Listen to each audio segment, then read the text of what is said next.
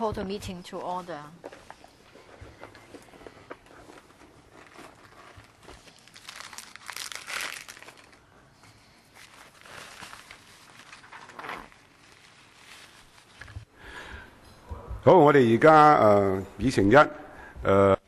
Item 1.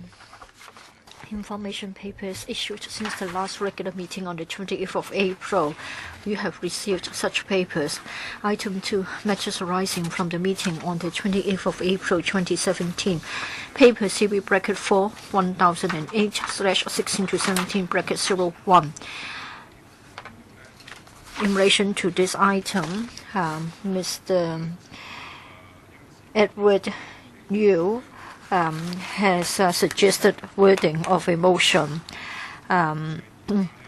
There wasn't sufficient time last time, but then there was already thorough discussion, so we will put the matter to the vote directly. So does anybody require or claim a division? Yes, Mr. Lau Kok-man claims a division. The bell will be rung for 5 minutes. 佢要記名啊嘛，記名要響鐘嚇，記名。但係咧，嗱，我老實話咁講，如果唔夠人攞到頭啊，真係成啦。成架單車唔錯，攞落個車廂你死咩？你小心啊！你俾人鬧死你啊！但係佢應該係佢應該而家做唔到，因為。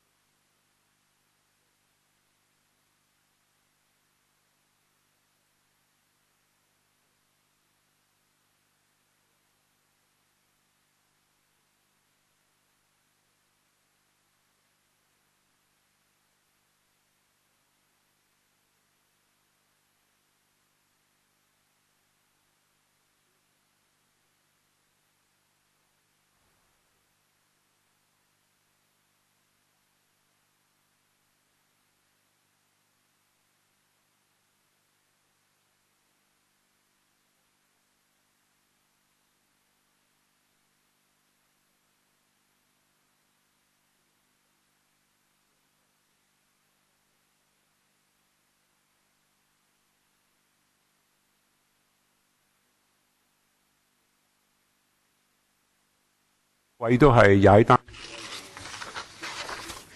I think some of you also ride a bicycle to get onto the train service for interconnection purpose. 你係咪真係踩單車搭鐵路㗎？ Do you ride to the station to take a train?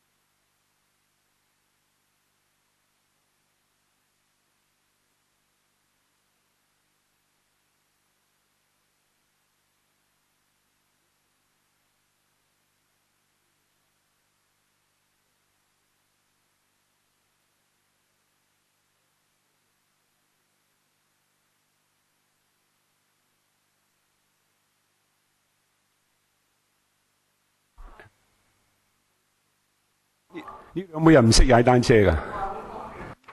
Is there anybody who doesn't know how to ride a bicycle? I don't.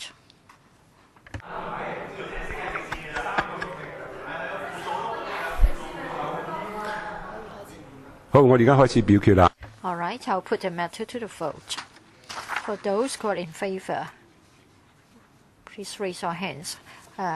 Clerk, please jot down the names or read out the names. Helena Wong, Alvin Young, KK Kwok, Jeremy Tam, UC Wing, Tanya Chen.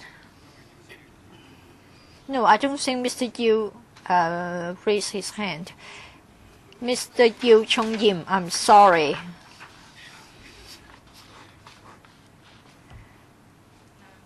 Leung Kwok Hong, each of you. I've read out your name. Each of you. Those who are against, raise your hands, please. Lo Wai Kwok, Yik Ji-ming, Yu Si-wing. 3. Abstention. Lau Kok Fan. I declare that the motion has been passed.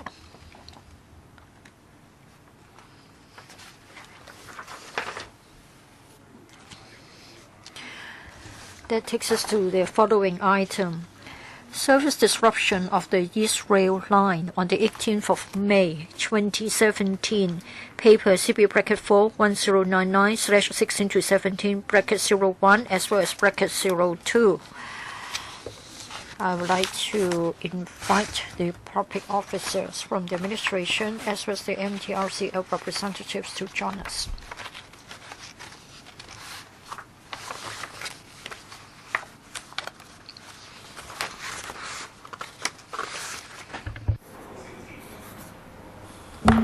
Thank you.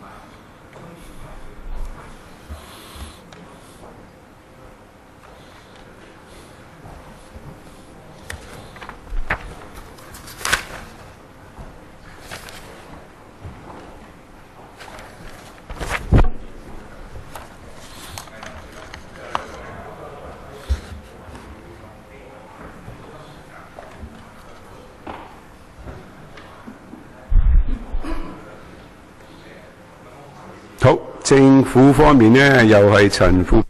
From the administration, we have Mr. Eddie Chen again. We saw you at the 8:30 meeting in relation to increasing the POB bus seating capacity.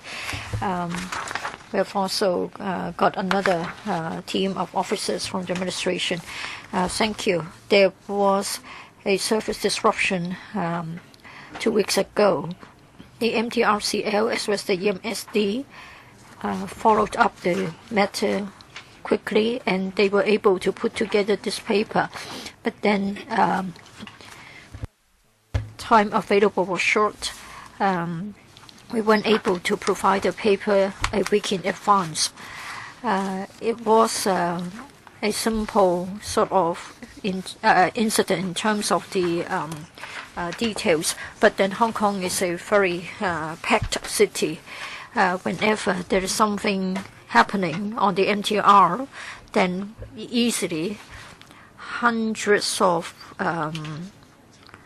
or tens of thousands of passengers will be affected. And today, the MTRCL will give you the details about what went wrong. Mr. Lau, Operations Director. Thank you, Chair. Good morning. Mr. Chairman, members, we are attending the meeting so as to give an account about what happened on the 18th of May. In relation to the overhead line incident, we would like to say that we apologize in relation to the matter. We made our best to inform the passengers. We announced about the incident. We conducted a preliminary investigation, and the main reason was that the component of a pantograph on a train was damaged and had nothing to do with the overhead line.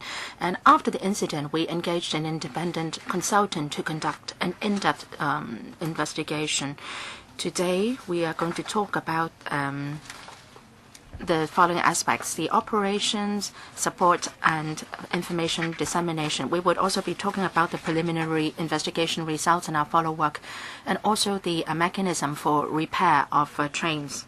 There are now 11 heavy rail lines, and the incident happened at around 3 p.m. ERL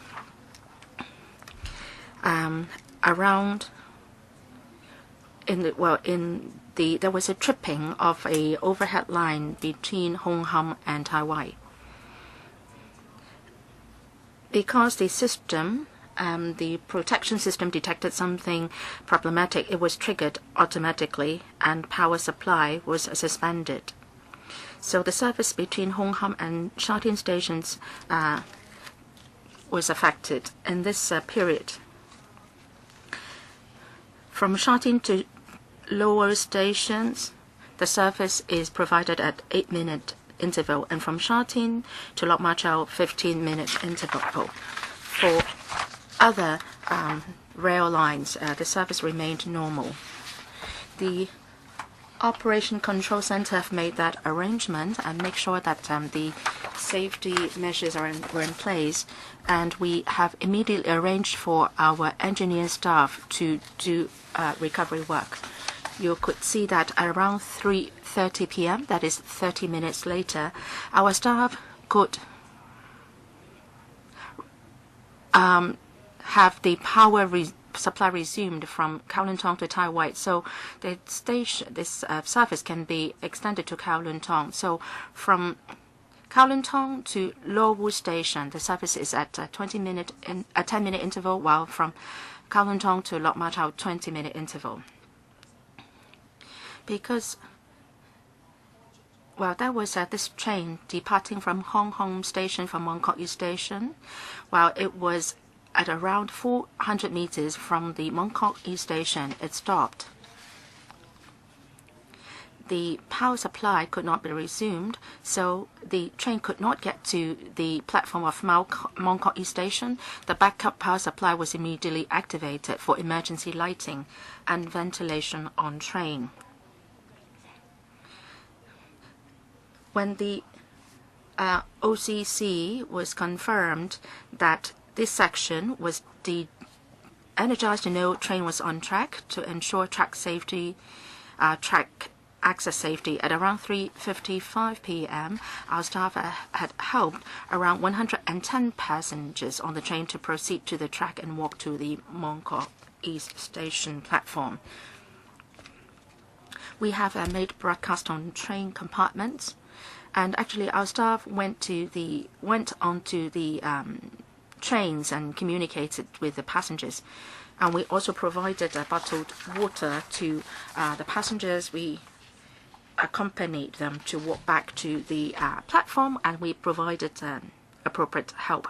We know that there was this elderly person and our staff had in need, and we have taken him back to his home through a taxi. So we would like to thank the passengers on the train for their cooperation that day. Now, apart from detrainment of passengers, after completing the necessary procedures, the Operation Control Center have arranged for our engineering staff to carry out recovery work on the trains. Now, after hard work by staff at around 5:23 p.m., further recovery was done, and the service suspension was confined to the section between Hong Kong and Mong Kok East Station. So before the afternoon peak time, we could resume the service between Mong Kok East and Lo Wu at 4-minute interval, and Mong Kok East to Lok Ma Chau at 12-minute interval. Now, after the recovery work, the maintenance staff immediately made a detailed inspection, and we used a non-passenger carrying train to try out the track to make sure that the track was in order. And ultimately, at 7:26 p.m., the service resumed as normal. And in the course of the event, it's important that information was disseminated. So we notified passengers immediately, and in a very short period, we have disseminated information through various channels to the government, the media, and the passengers, including traffic news and mobile apps, and also broadcasts on trains and also stations. And there is also the information service panel and signages at the stations and on the road surfaces. There are three levels of information dissemination. The first level is through TD media and MTR traffic news, official Facebook and our websites. We hope to notify the members of the public so that people who are about to embark on a journey could know about the incident. And within for the passengers within the network, we would disseminate information through our train compartments, broadcasts, and also information panels on the network to know what the arrangements would be like. And for the section affected and the passengers on the train in that section, and through the train captains, and actually our staff actually went onto the train to communicate with the passengers on that particular affected train so that the passengers knew exactly what happened. And during the incident, we have arranged 400 staff members, including operating staff, stations assistants, customer service support unit, customer service rapid response unit, and our engineering staff to go to the affected station to provide information and assistance to the passengers and deal with the incident, and helped passengers to take other public transport, including our free shuttle bus services. Of course, it would also help to detrain passengers. When we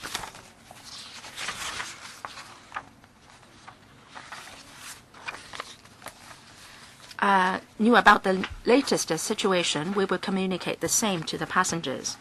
And as the things evolved, we'll be disseminating different information through our traffic news channel. So the information was updated all the time. And in arranging for detrainment, the safety and order were our top priorities. We wanted to make sure that our passengers could return to the platforms safely. In the affected sections, we've arranged for free shuttle services, and that started running at 3:30 p.m. And first they would go from Kowloon Tong to Sha Tin, as the affected areas were reduced. The shuttle bus services were running between Kowloon Tong and Hong Ham, and we used 126 free shuttle buses, and there were 295 bus trips carrying more than 10,000 passengers affected. For the affected stations, there were big information panels displayed showing the latest information so that the passengers knew the locations of the free shuttle buses. And our staff were also providing passengers on site so that the passengers could get on the buses in an orderly way. We hope that you can understand that actually the shuttle buses has a lower carrying capacity than trains. So we hope that passengers could use other unaffected rail lines to get to their destinations. And we were also giving similar instructions in our broadcast that day. And we also like to thank the TD for arranging for other franchise buses to help out. 11 franchised bus services were strengthened in terms of their service and to assist in serving the affected passengers. And also the Emergency Transport Coordination Unit of the TD has also made an announcement at the Cross Harbour Tunnel and Aberdeen Tunnel to provide drivers with information on road traffic as soon as possible. So I would like to thank the TD and other franchise bus companies for their assistance. The MTRC attaches a lot of importance to this incident. We have engaged an independent expert to assist with the investigation. Preliminary findings indicate that the incident had nothing to do with the overhead line, and we confirmed on a preliminary basis is that there was a damaged pantograph on top of the train. And that kind of pantograph model was adopted in some trains starting 2014. We are still looking into the detailed reasons with the expert, and we will keep a close liaison with the EMSD on the incident. Now, talking about the pantograph, let me say something more.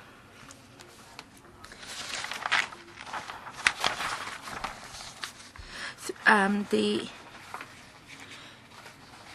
power supply is transmitted to the MTR trains from utility grid via the pantograph. And in our daily operations, whether it's the pantograph or the overhead line, there would be certain frictions and there would be wear and tear.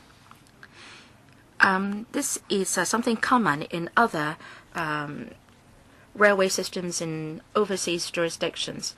So that's why we are facing the risk of a failure on this part, and so that's why we need to have regular maintenance and replacement of these components to ensure that our operation is good. Now we are repairing the pantograph, and we will replace the pantograph based on the situation of the condition of the pantograph. And inspection is made once every 21 days, and the last inspection on this particular pantograph was conducted on the 29th of April, that is 19 days before the incident, and we confirmed that the pantograph was in normal condition. And every day before the train commences service, we would conduct a test including raising and lowering the pantograph to make sure that it is operating in good condition. The initial results are here, so we will follow up duly. And afterwards, our engineering staff have inspected all the pantographs in a similar model, and there are 25 such pantographs, and we found that they were in normal condition. So as a precaution, however, the MTR had replaced all the 25 pantographs with those of the original pre-2014 model.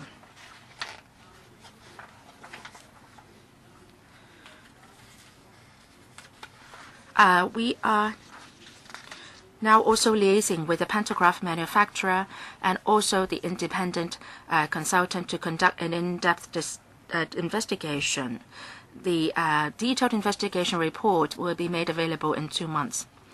The MTRC has reached international standards in terms of our maintenance standard. We attach a lot of importance to this incident. We will review the situation and make improvements.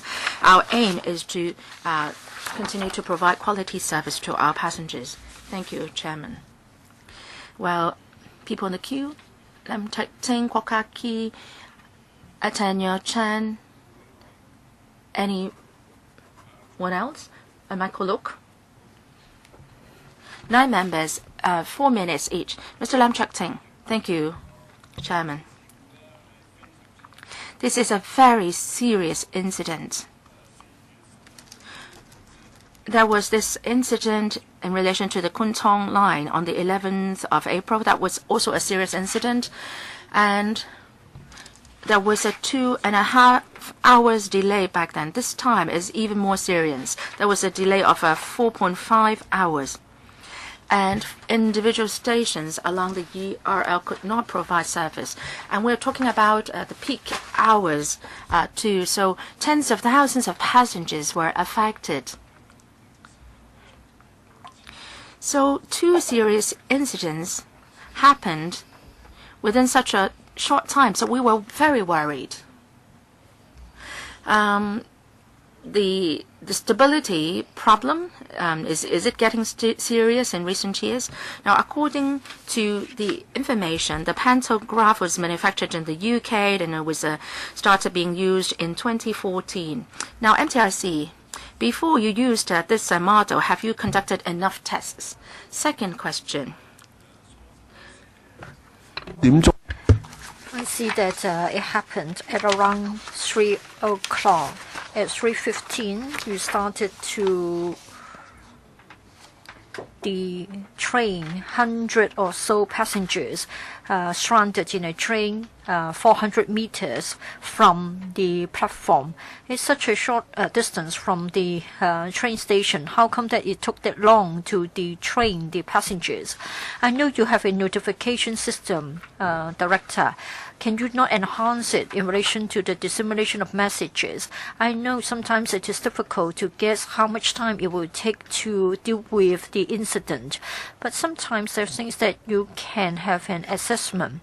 In relation to this disruption, I think internally you said that it would take 3 to 4 hours to resume normal service.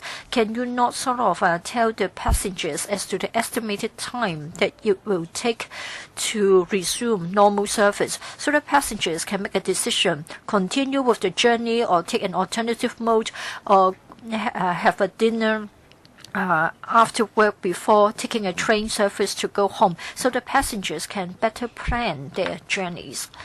Mr. Lau. Thank you, Chair. Thank you, Member, for your questions.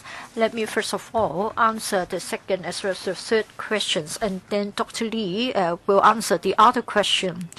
First of all, how come then it will take us 55 minutes before we start to evacuate the train passengers? Let me talk about the procedures involved. First of all, for the Central Control Center, engineers will make a judgment, and then we had to be sure that the OHL cannot have its power resumed, and then we had to arrive at a decision, and it took about 10 odd minutes. And then we have to make sure that the track was safe, and there were no other trains on the track.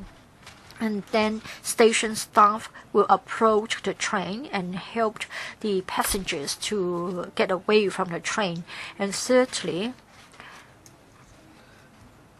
we have to lower the emergency staircase, and then we could arrange for passengers to walk on the track back to the station. As far as this aspect is concerned, we'll try to see if we could have expedited it. We've learned from our experience last time. We sent our staff members to go up to the train and to talk to the passengers. As to the notification mechanism, I think the members' proposal is good. It is an area that we need to look into. Once we knew that the OHL had to be repaired by sending out an engine, we would know that it would take at least 2 hours. Perhaps we should make use of our channels, including traffic news, so as to share the information with our passengers. We will have a review of this matter. Dr. Kiki Kwok, can I have a quick word? That is whether there was a test in the year 2014. Yes, indeed, there was a detailed test conducted with the manufacturer. So far, it has been working very well right up to the incident. We will look into the matter in great details together with our expert. Dr. Kiki Kwok, I don't think the incident is something normal, as mentioned by the MTRCL or the administration. It lasted for quite a period of time. It isn't an isolated incident. The MTR, including the East Rail Line, has encountered quite a large number of major incidents, and the commuting public have already lost confidence in the train system. Yes, I know the new model of the pantograph has been replaced in 2014. Would it be the case that the whole system, including the facilities and equipment, have aged so much that it will be difficult for us to have confidence? So it isn't just a matter with one or two pantographs. In fact, it's a matter with the entire system. And I don't think it will end with this incident. So I hope the administration and the MTRCL can tell us whether the trains as well as the facilities aging so much so that such incidents are to be expected repeatedly. And then in 2014, when the pantograph was purchased, you believe that it was fine. But in June, we know that all the pantographs have been removed and replaced. I want to know whether it is a second-class model and you were just trying to save money. A question for the administration. $7.5 million will be the penalty. On the face of it, we are penalizing the MTR, but in fact, the commuting public will be penalized because the government is the largest shareholder. That means it is the public's money. Now we know that the pay for the CEO of the MTR was as much as over $10 million. In fact, you are not bearing the brunt. The public would be bearing the brunt, and we have lost time. And yet, the community as a whole have to put up some money to pay for the fine. It is most ridiculous. I want to know whether the senior management should be held responsible for this incident. Mr. Lau? Thank you, Chair. Thank you, Member, for your questions. I will take the first and second questions. First question, whether the system is aging. Well, every year we have been putting in a lot of resources to uphold our vigorous maintenance program. Take 2016 as an example. $8 billion have been spent on the asset management, maintenance, and replacement. Well, we have a repair maintenance system, and in fact, it is on a par with the international standards. In fact, we have been accredited with ISO 55001 certification in relation to our maintenance regime.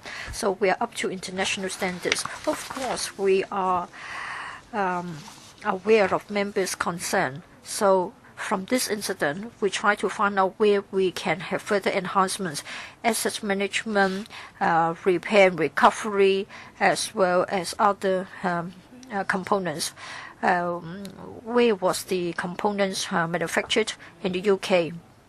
I hope members will understand that for such components, there are hundreds of thousands of components in our system, and we have over 8,000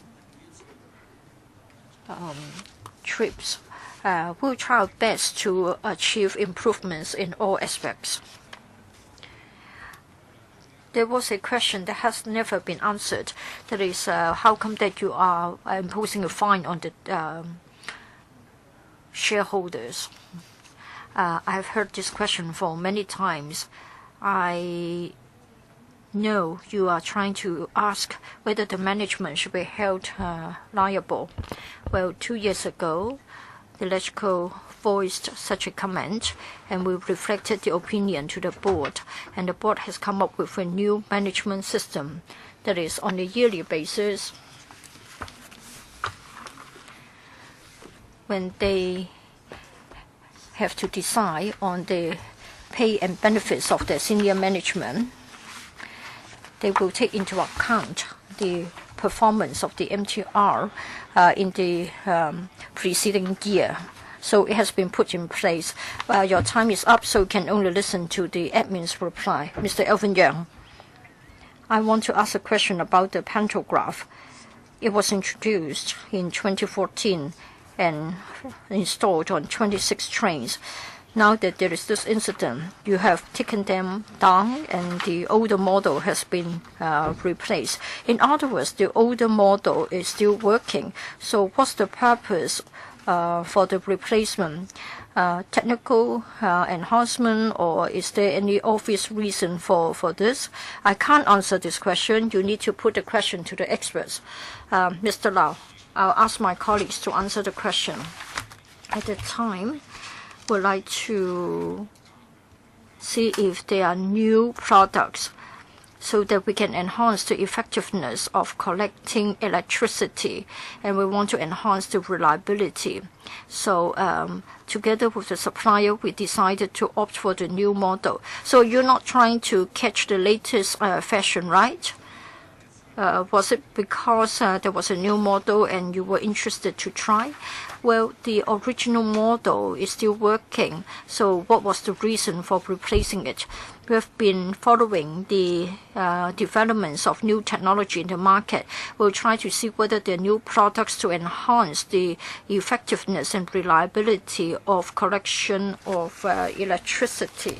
Yes, of course, we will later on look at the inquest report. I want to know if you can show a photograph to us. Can you show a photograph in relation to the component, the corpse, the damaged pantograph? Do you have a photograph? If not, can you show it to us next time? And then at about 3 o'clock, service was disrupted.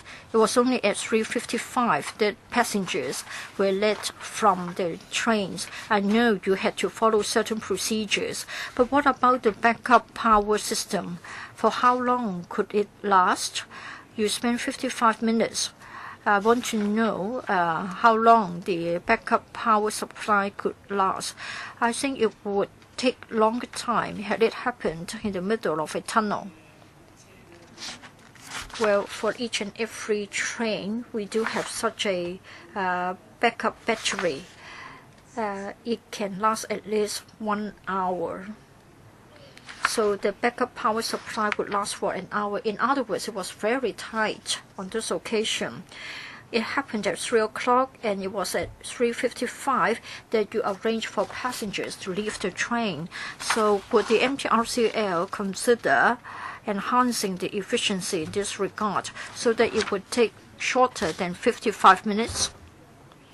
Thank you, Chair. Thank you, Member. This is an area we have to look into, and we need to take prompt action.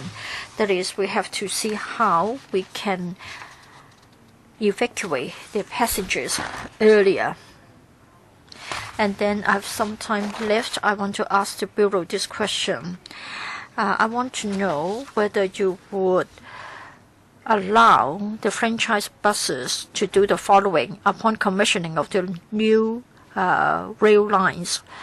On this occasion, you can see that there has been over-reliance on the train service for New Territories East, Lai Shui Chun O, and Sha Tin. I think perhaps there is over-reliance on the train. I think Mr. Young's question is a good one, because it's best to have early assistance from the buses, and the earlier the better, the more the better. In fact, we have got a reserve fleet of buses. They are on call, and we can ask the buses to be deployed. But then can we relieve the congestion as quickly as if we still had the train? Of course, the more buses on reserve, the better. Well, I think we need to ease the pressure on the train service. I don't think we should wait for the incident to take place. I think we should ease the burden or the pressure on the train system. Well, I think it's a broader issue when it comes to the relationship between the bus service and the train service. Well, when it comes to public transport, 60% of the commuters do not take the train. The train only accounts for 40%. But of course, the rail service, once disrupted, will affect many people. So we want to be as flexible as possible. Now, when there is service disruption, well, one train carries 2,000 passengers, a bus carries 120 passengers. So one train would need 20 buses to replace the capacity. So it is really difficult, but it doesn't mean that we do not try to work to seek improvement of more reserve buses. Well, it's a difficult situation, I must admit. Mr. Jeremy Tam. Thank you, Chairman. I'd like to ask something about pantograph. You said that the 25 pantographs have been replaced. Have you asked the manufacturer, have there been problems with this model of pantograph before? Thank you, Member. This is a subject for our investigation indeed. For prudence sake and as a precaution, we have replaced the 25 pantographs. That's not my question. The incident happened on the 18th of May. You know very well that it has to do with the pantograph. And for safety purpose, you have replaced all the 25 pantographs in a similar model. So I'm asking you now, you have quite a long time from the 18th of May up to now. Have you asked the manufacturer whether similar incidents have happened in other parts of the world? Thank you, Chairman. We have started working with the independent consultant and the manufacturer, and we're discussing this. And our discussion covers also the situation of this particular component. Of course, Chairman, I understand that you have started your discussion. My question is very simple. I'm asking it for the third time now. The MTRC, the EMSD, do you have any information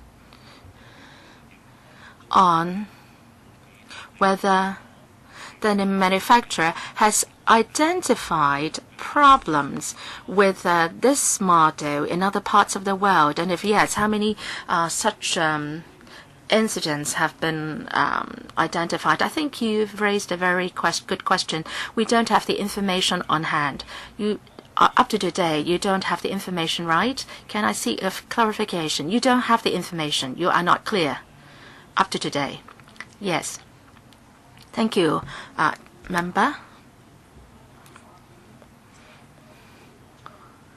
According to our preliminary investigation results, there was this damaged component.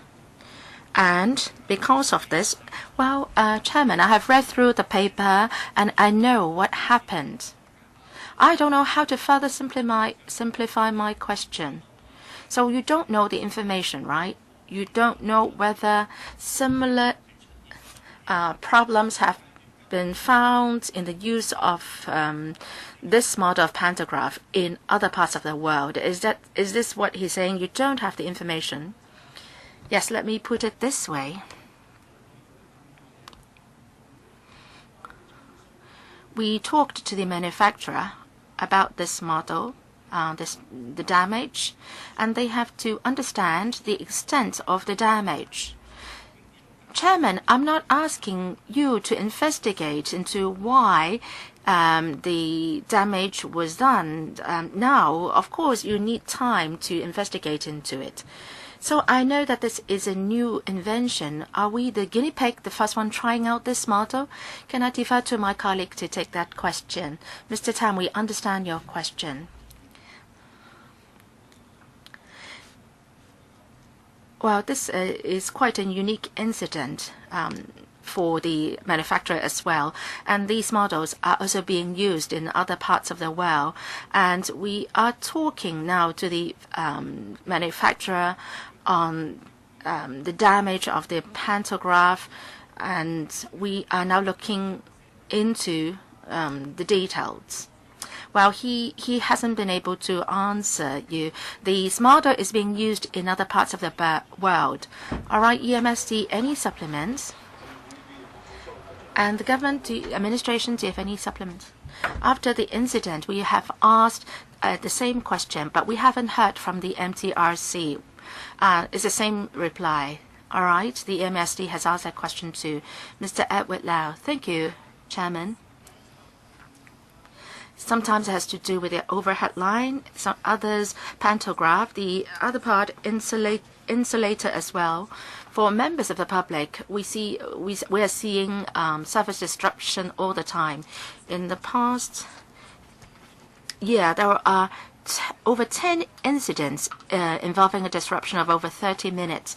So every year we are seeing a major incident. So this is a serious problem. After every incident, you apologize, that's true, but then people seem to get sort of used to the problem. So I would like to ask, in terms of the power supply for the railways, should you be coming up with a better maintenance and inspection mechanism? After the incident, the MTRC said that once every 3 days, the MTR staff would conduct a visual inspection on the overhead lines. But how can you conduct visual inspection on the insulators and the cables and the problems?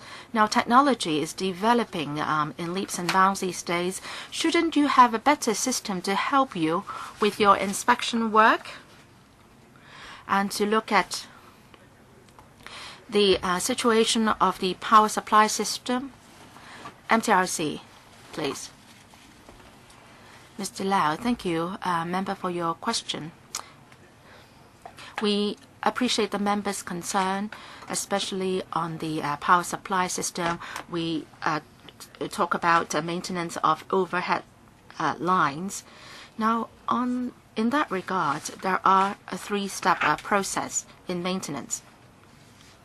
First, we have this aerial working platform vehicle, which will inspect the components in detail, and if there is anything which needs to be followed up on, then we would do so. And some parts have to be replaced as well sometimes. And as a second step, we are also using this track vehicles and overhead line inspection vehicles, which will be inspecting the tracks at night. So we will confirm the position of the overhead line to make sure it's in order, and we will also study the friction situation of the overhead line. So we will adopt certain technologies to make sure that we can have a detailed inspection, and if needed, we will follow up, and if needed, we will also do a replacement. Now, the member referred to the visual inspection once every 3 days. That means basically trained and certified staff members will walk around the tracks and identify whether any parts of the tracks are damaged, and if needed, we would carry out replacement. So all these 3 steps are interlinked. That sounds fine, but then we are seeing incident after incident, and people are losing confidence. And in paragraph 19, you mentioned that for these 25 pantographs have been replaced by the old models. So are we still using this, these old models today? Deputy Chairman, yes. We are now using the pre-2014 model. Are they compatible with the trains today?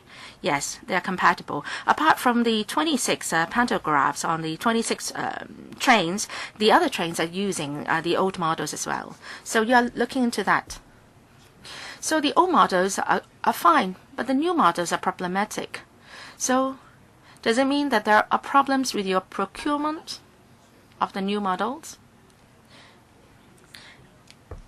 We went by a very rigorous procurement system when we purchased components. Well, there are 7 members who would like to speak. Michael Look, Wilson Or, Chen Chong Tai, Claudia Mo. Well, I'll draw a line here in the interest of time. Ms. Tanya Chen. Well, it's my turn first, and then it will be your turn, Tanya. Now, the operations director said that this is something which is bewildering. This pantograph has been fine all along, and it has not reached its surface end of its surface cycle. But then you are replacing the old with the new one. But shouldn't you be asking the manufacturer whether they have provided similar models to other parts of the world? Have there been any problems identified and so on? Well, the old model should have worked. Why are you replacing it with a new model? So I think you are being careless in your approach. Do you agree that you are being careless? You have replaced it, the old model with the new model, but you aren't even sure about how widely the new model is being used around the world. Thank you.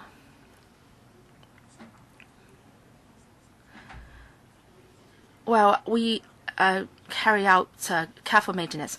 Well, when you look back, do you think you have been careless? Well, we go by a certain procedure. You haven't been able to tell me the advantages of the new model. You don't think you've been careless in procuring the new model? Well, we go by certain procedures. It's all right. It's all right. If you don't want to answer, that's okay. And also, there was this damaged pantograph, and it tore down an overhead line, right? And this is something inconceivable. The pantograph pulled down the overhead line. Say, for example, if you wear a boot and then there's something wrong with the boots, and you won't be able to wear it. So the damaged pantograph was pulling down the entire overhead line. I found it inconceivable. The component should be very cheap. If it snapped off, and then you could replace the component very quickly. So why was that happening? Why was that deficiency? Now, if something similar happens in the future, then the pantograph will also pull down another overhead line. Is that right? Well, the principle is this. Now, the pantograph will have a contact with the overhead line, and if there is a damage to the pantograph, well, depending on the extent and the location of the damage, well, the component has a problem, and it pulls down the entire overhead line. Why is it not? Why didn't it break off, and then that would be such a serious incident? So obviously, there was a problem with the design. Have we installed the component wrongly? According to the preliminary investigation results, you were right. The head of the top part of the pantograph broke off, and then there was this another vertical column there, and there that column pulled down the entire overhead line. Why didn't that the pantograph break off? Don't you think it's very problematic? Well, according to the preliminary results, that's confirmed. You have to give us the report, Ms. Tanya Chen. And, Chairman, we held 6 meetings of the Railway Subcommittee, and 3 of them were talking about incidents. January, SIL, April, Kwun Tong Line incident, and June, we're talking about the ERL incident, not to mention about the arson case at the train compartments. Mr. Lau has been very nice. He said all the time that, well, members, you were right. And he sounded as if the members were very smart, and you are not. Now, Mr. Jeremy Tam asked you this very simple question. And that is whether you know that this pantograph has been found problematic in other parts of the world. It's a simple question, and yet you're not able to answer the question. Would it have been the case that never has it been so serious, and so even the UK manufacturer has to look into it? It doesn't matter. Mr. Lau, you have said that altogether 26 pantographs have been installed. I want to know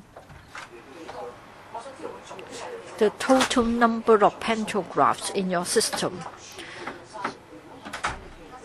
Does it mean that all the pantographs are now of the same model? So what is the total number? Let him answer the question first.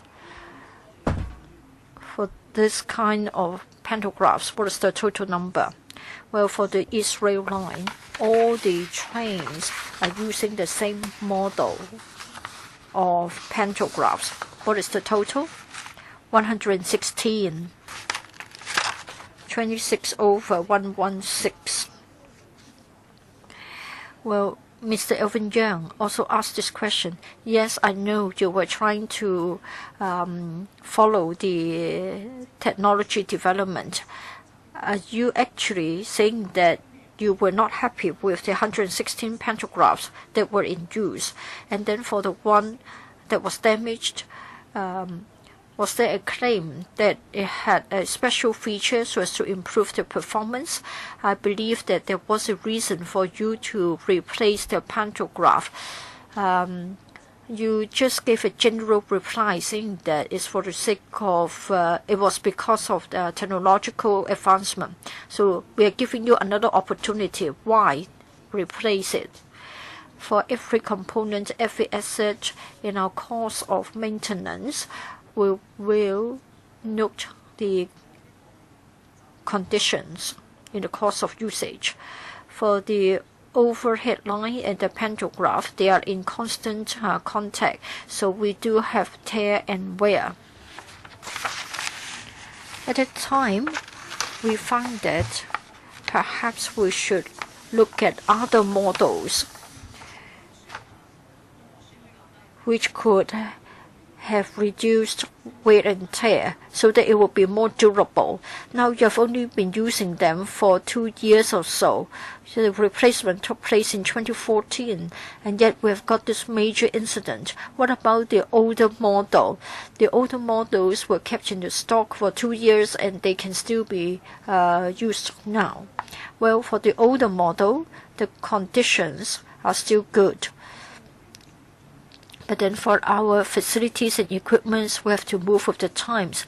When we see that there is room for improvement or enhancement, I think in line with our continuous improvement culture, we need to do so. So it is not a pilot scheme, but have you tested?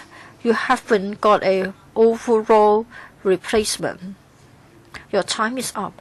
Can you have a quick follow-up? Whenever we try a new model, the procurement and decision were made cautiously, and we've been monitoring it cautiously. Helena Wong, we can see that the pantograph, the new model isn't as good as the old model. Please explain why the older model is better than the new model. And then for your checking frequency, you have told us that for the pantograph, you have it inspected once every 20 days, right? You say that it is the pantograph that is having a problem.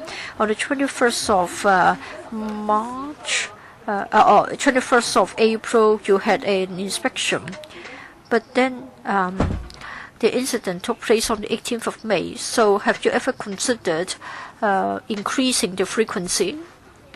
Now the carbon strip has broken, so it must be foolish on your part.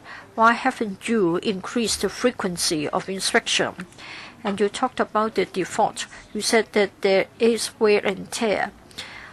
So what is the advice from the manufacturer? Well, given the sort of mileage in Hong Kong, have they told you the number of days that the carbon strip can be used? I think, would it be a matter of coming up with the wrong calculations? You have been overusing it, and so it can't cope, and then it just breaks down.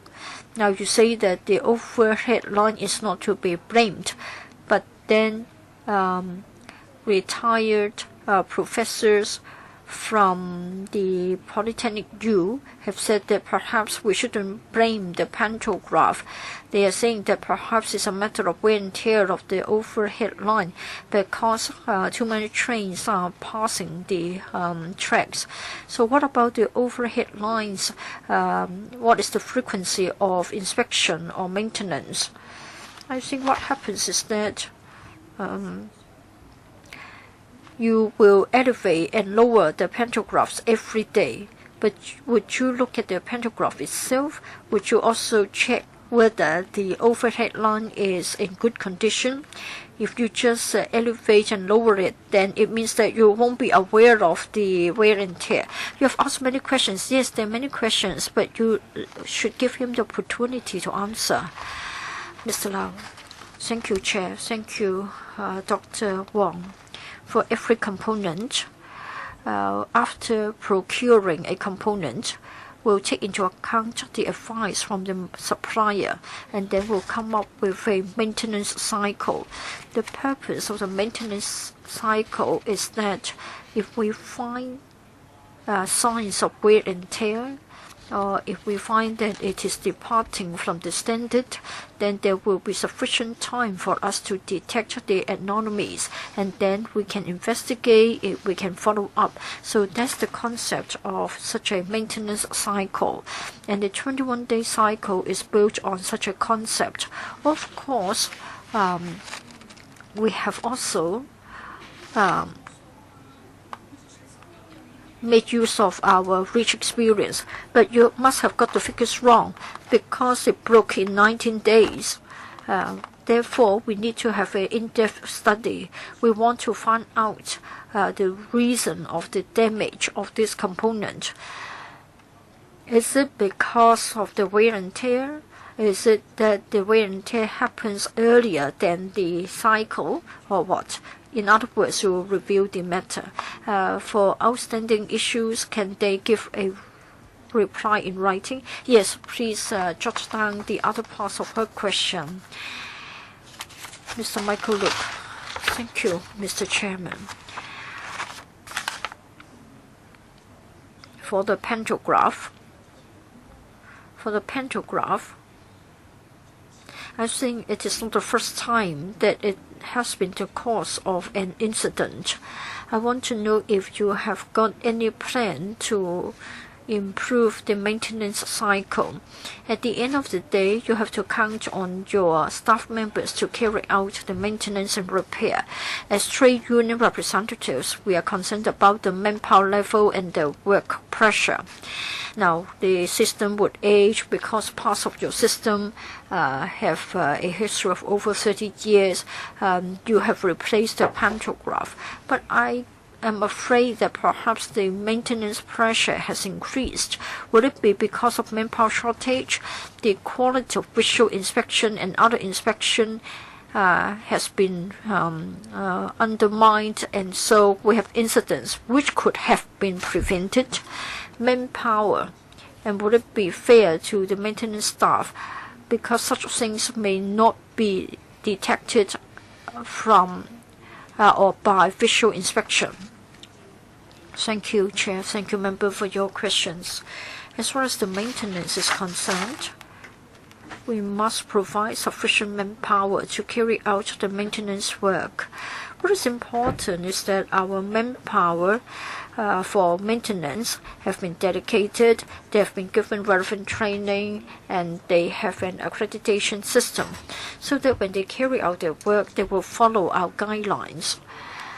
So I don't think it has anything to do with the establishment of our manpower. Other than visual inspection, we have also got other tasks in the cycle. For the 21-day cycle, we mainly rely on visual inspection. Once every 3 years, we have a major maintenance for pantographs. How frequent? 3 years.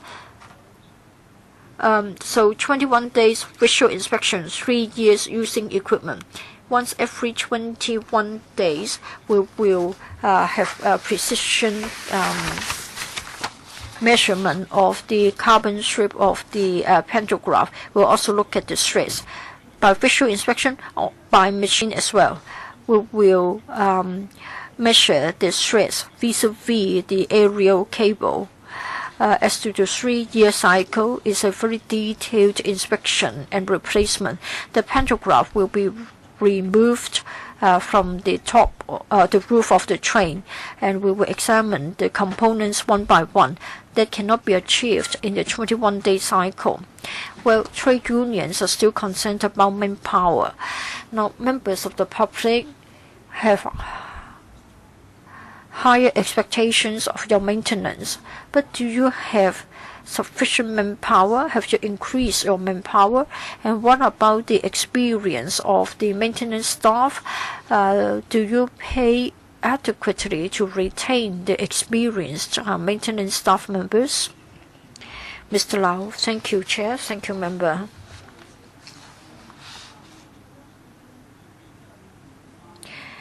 Before we substituted the pantographs with the older model, we have stepped up our inspection, and it has added to the pressure or workload of our staff members. We are aware of that. For those 10 days or so, our staff members worked hard, and we're grateful to them. For this pantograph model, for the sake of caution, we would rather replace the model with the former model, so that we don't need to step up the frequency of inspection, which would give pressure to our staff. Mr. Oh, I'm still confused. For the question about the pantograph, I think it has raised many more questions in our mind, and I hope that the MTRCL can provide additional information for our sake. Now, for the ERL service disruption, it has made us unhappy, and it is upsetting the entire traffic network. Last time when there was an incident on the on the Kwun Tong line extension, or the Kwun Tong line, I think the entire Kowloon East was paralyzed. Well, we have been told about the existing maintenance regime. Can it be further enhanced? Do you have any specific comments? When the incidents are so frequent, it is causing inconvenience to the commuters. I know that you have in-depth study on review or investigation into each and every incident. Question for the government. Have you come back with specific recommendations for the MTRCL arising from the investigation reports? Mr. Lau. Thank you, Chair. Thank you, Mr. Oh. We have 8,000 journeys. Sorry. We have many trips per day, and we have got many facilities and equipments. Some of them may not run smoothly, and we need to come up with different contingency plans for different scenarios. We also train our staff as to how to enforce the contingency plans, and regularly we cooperated or we cooperate with the police and the transport department to carry out drills, so that incidents, when they do crop up, though we don't want to see them happening, can be handled in a better way, and we can be more efficient. We do carry out a review after each and every incident, and we will liaise with those who have been affected.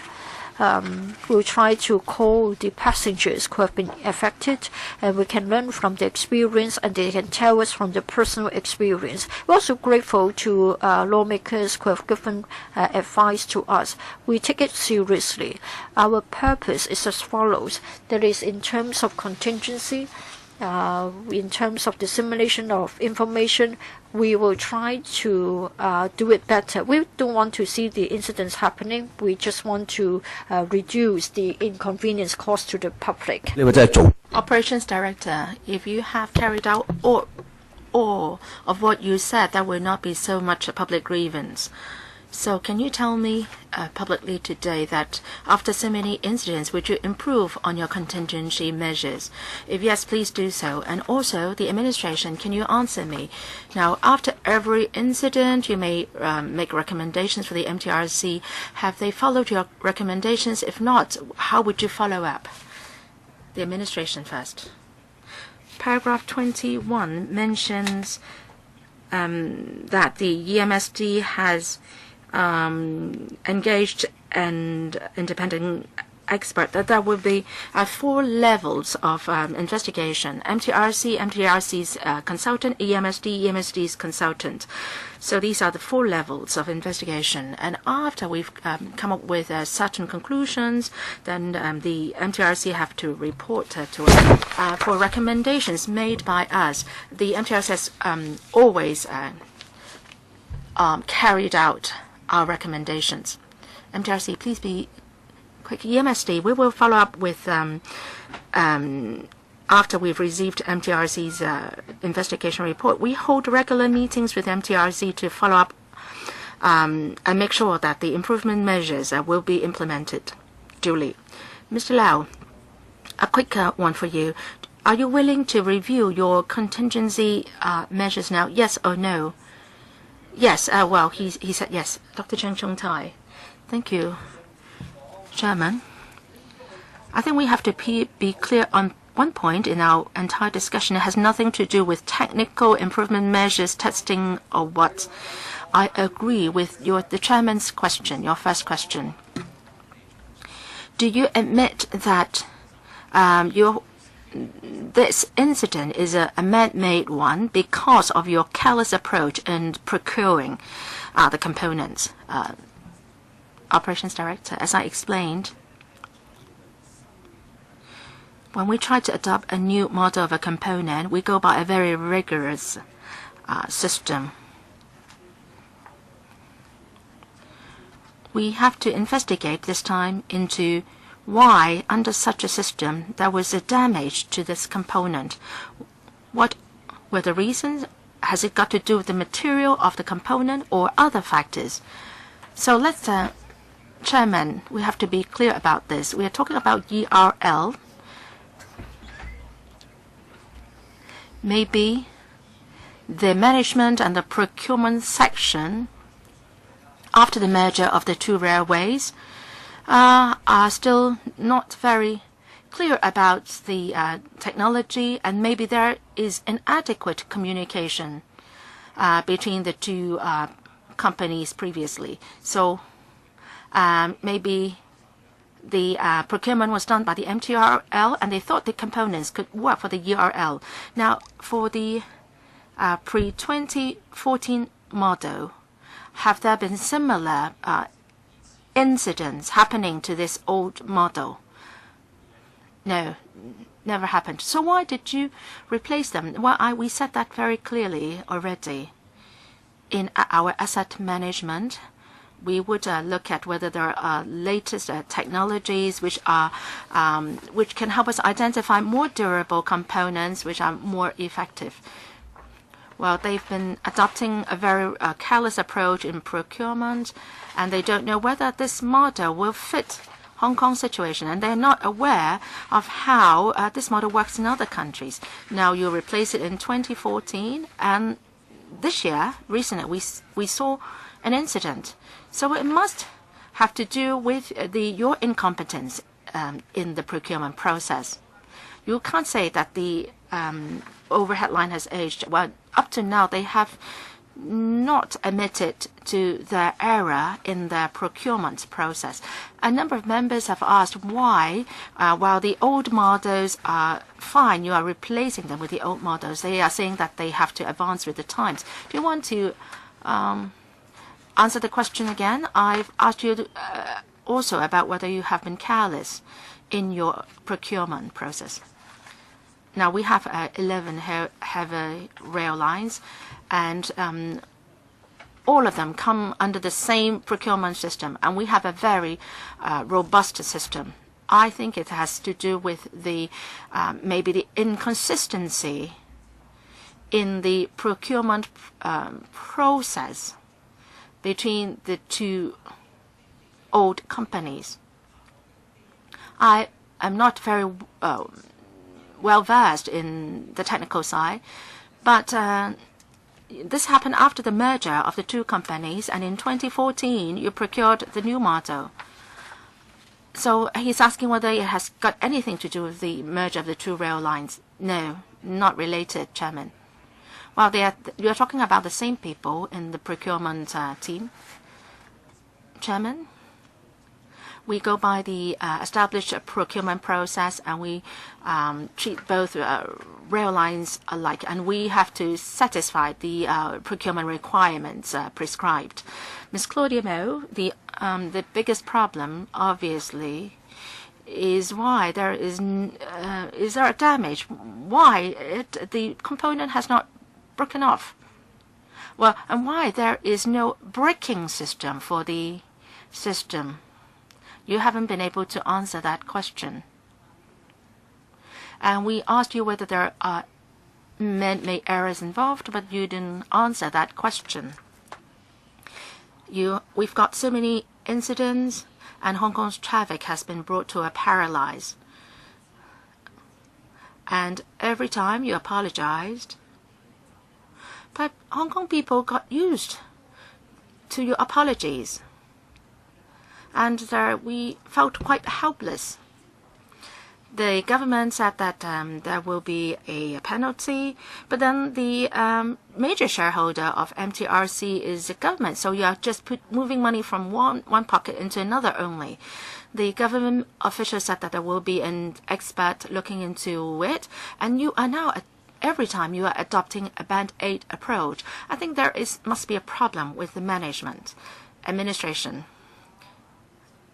Now, MTRC made an apology, and you imposed a penalty, fined them. So, administration, do you have better measures to monitor the MTRC? Yes?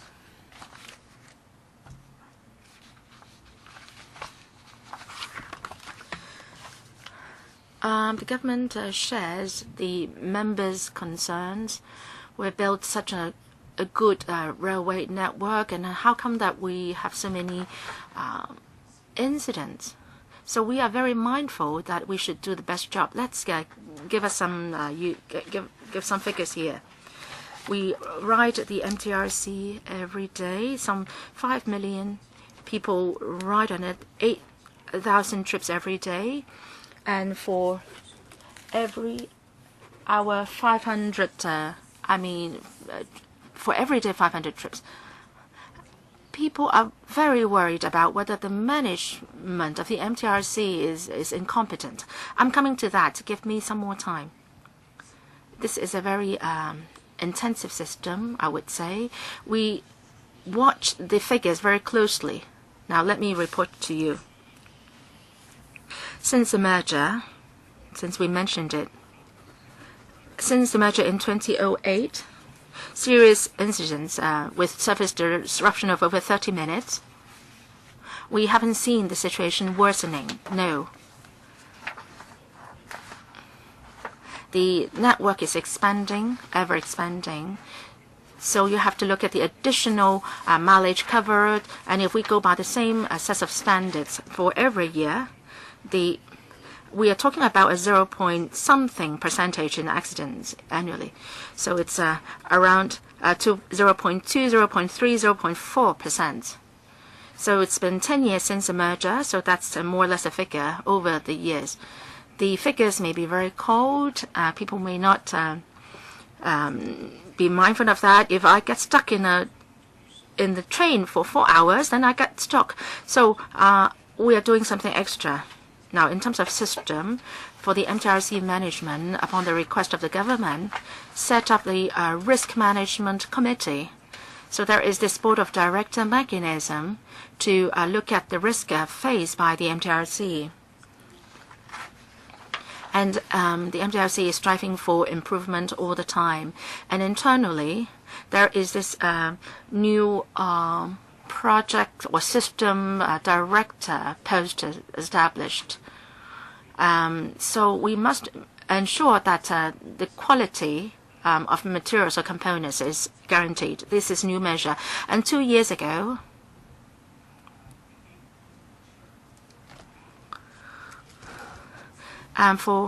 we have doubled the number of staff members in EMSD which are responsible for monitoring MTRC, and we thank the electrical for approving the funding for that.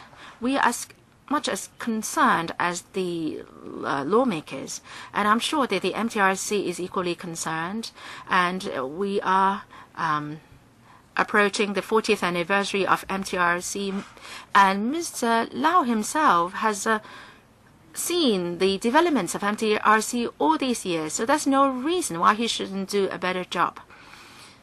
So it's not just about a fine or what. It's just a fair concession for the passengers.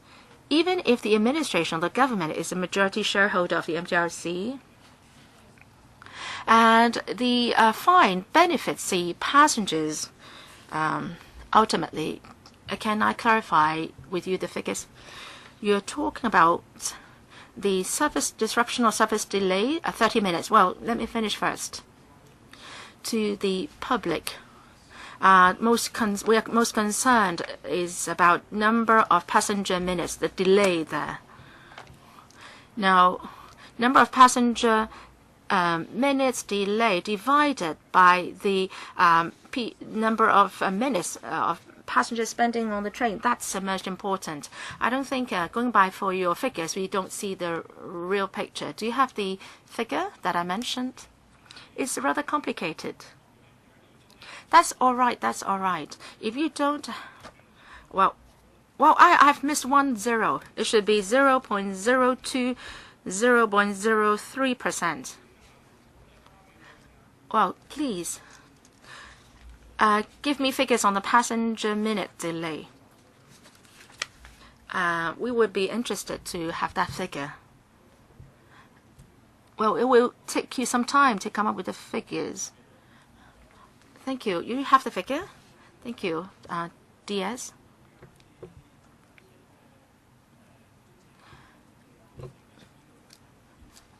We are now trying to look at other railways, and we'll try to do a comparison. We will look at how many passengers are affected by incidents, and the ratio of that as compared to the passenger throughput. I would like to know about the passenger minutes. I think it's more or less time.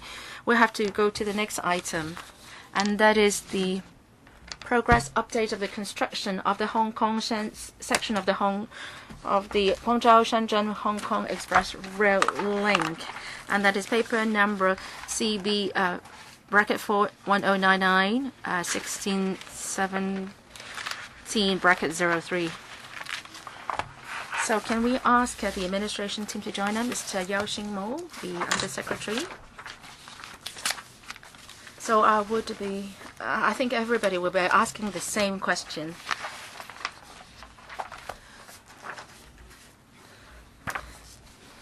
So the administration and the MTRC would be very, very brief in taking us through the paper, because we are more interested in asking questions than listening to the briefing. Undersecretary, this time we are submitting a quarterly report to the subcommittee for the period ending 31st of March 2017 on the progress of the construction of the Hong Kong section of the XRL. Starting from the third quarter 2015 quarterly report, the government and the MTRC has used the basis of the commissioning date of the third quarter of 2018 to monitor the work's progress. Overall, the progress has been satisfactory. At the end of 2017, the completion rate was 19%.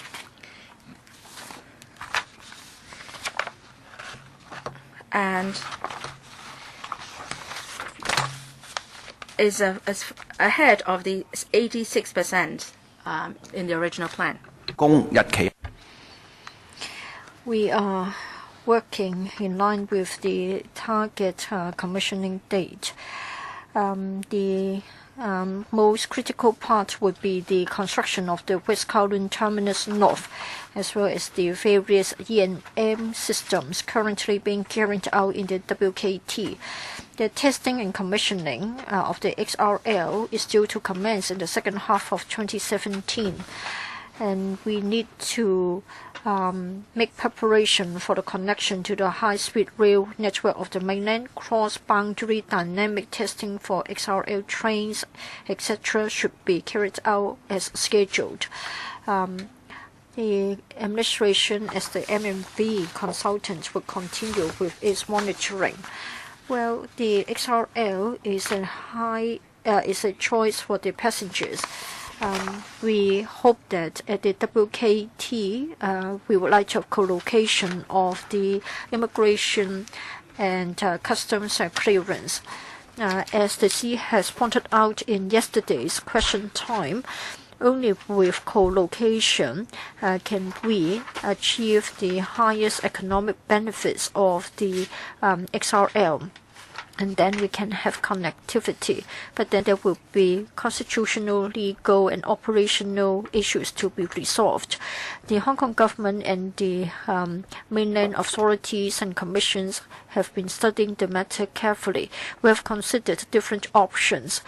In terms of the legal issues as well as the operational arrangements, we are still studying the matter, and we hope that there will be an early answer. Once there is an answer, we will come back to inform the LegCo.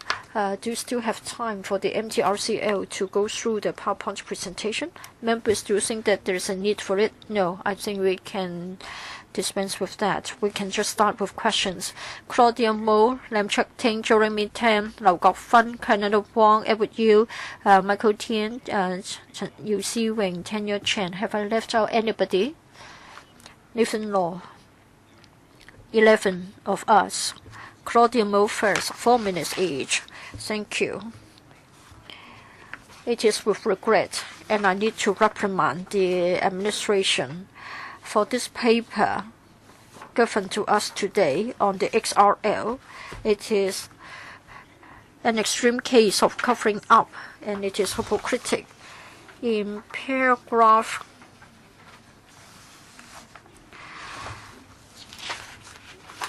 11 or paragraph 10, it talks about construction mainland port area at the WKT is in progress.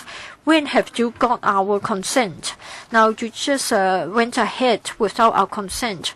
The hardware is ready, so you will force us to endorse the domestic legislation. So you are imposing it on us. Today we've only got the team from the THB. So You are forcing it on us. You're imposing fait accompli on us. For the pro-establishment camp, they will say that without co-location, it means that we can't make it, and then we shouldn't waste the XRL, and co-location would not be against the basic law.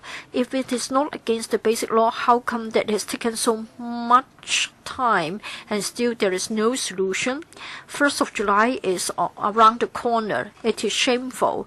Now you just try to push this through, and you will say that there are no other alternatives. There's no plan B. There's no formal option. The people of Hong Kong must take it, and we must agree to it. I think it is like ceding part of Hong Kong. Now, a pro-establishment lawyer is saying that for the underground part of Hong Kong at the WKT, it doesn't belong to Hong Kong. So does it mean that all the basement, all the underground space and the entire MTR system should be given up to them? I think in paragraph 13, you make the same point.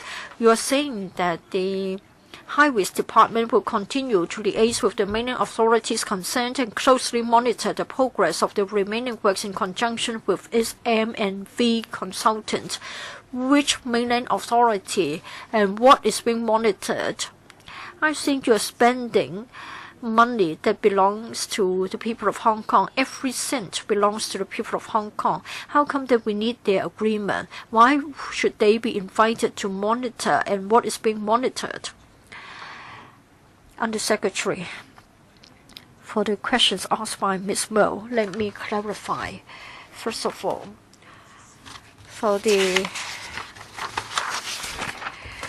cross-boundary facilities, when we first asked for the funding, we have already talked about the CIQ, the Customs, Immigration and Quarantine facilities. The LegCo has already given approval. We were talking about something in the distant past, but what about the current term LegCo? Have we ever been given a briefing? If you want him to answer all your questions, give him the chance.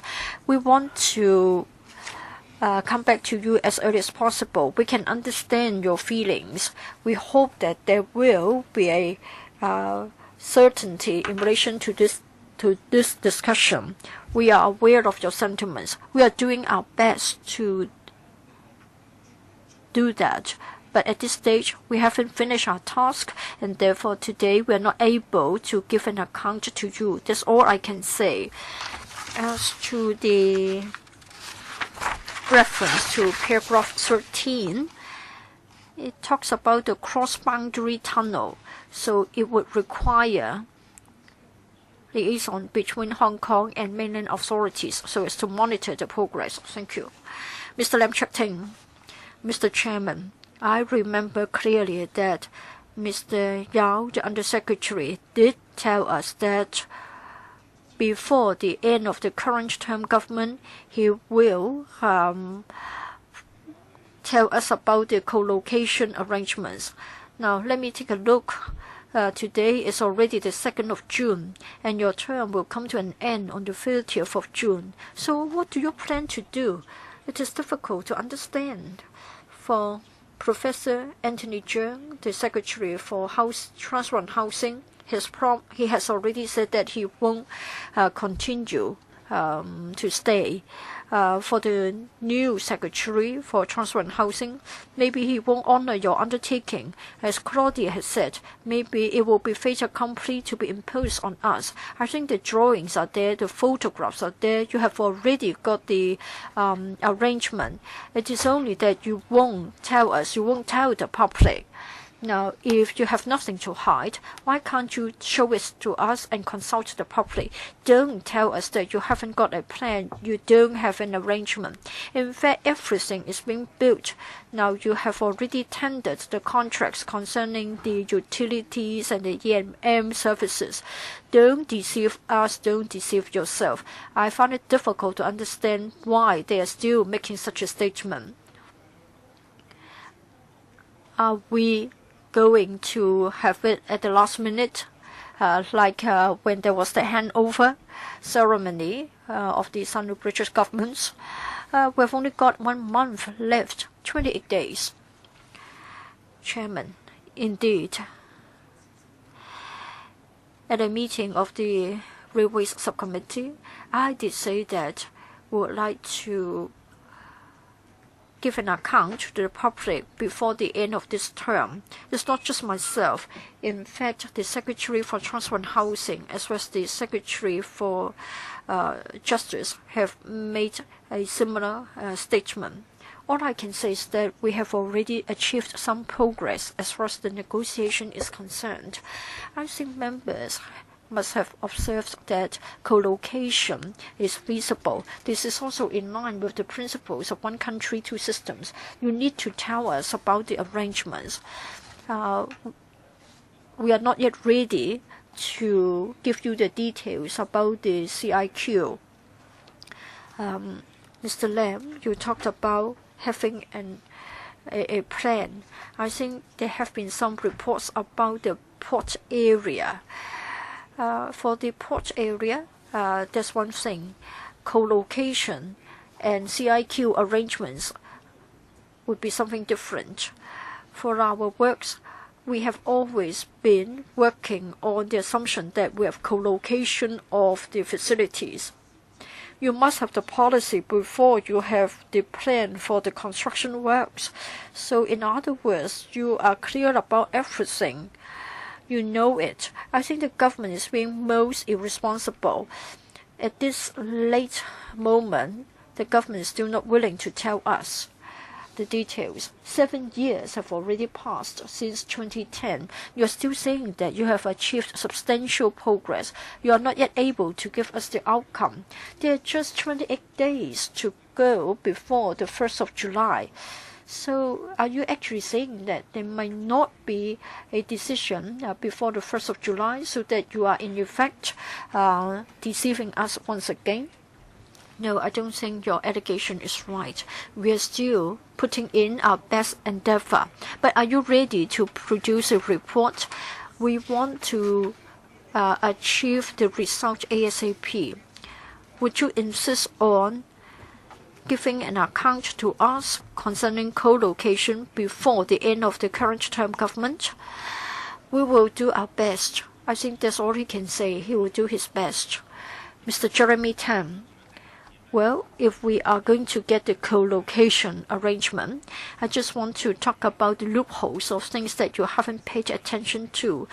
And I want to get an answer from you as to how co-location can resolve the problem. Co-location. It means that somebody would board a train on the mainland. Sorry, when somebody boards the train, then he is within the mainland jurisdiction. And if the driver would like to evacuate the passengers or do anything, then it means that he's bound by mainland laws, and then the criminal liability will be very different. Now, if you say that once you are within the train compartment, it is as if we have left Hong Kong and we are on the mainland. What about the tunnel? If the tunnel belongs to Hong Kong, in the case of evacuation, what will happen? Does it mean that once the train doors open, we are stepping back onto the land of Hong Kong? So I want to get clarification. And then a question about your design. I have spotted a huge security loophole. I want to know whether smuggling activities will take place by abusing your train compartments. Now, for people who can come into contact with the trains, of course, somebody can come into contact with the trains at the WKT, but then the trains will be repaired and maintained at Shek Kong. I don't think that there is any security to make sure that nobody can come into contact with the trains. In other words, there could have been a conspiracy or collusion. People can have access to the trains. Say, for example, I may hide a packet of dangerous drugs next to a fire extinguisher. When the train goes into the mainland, there is no need to go through the CIQ again.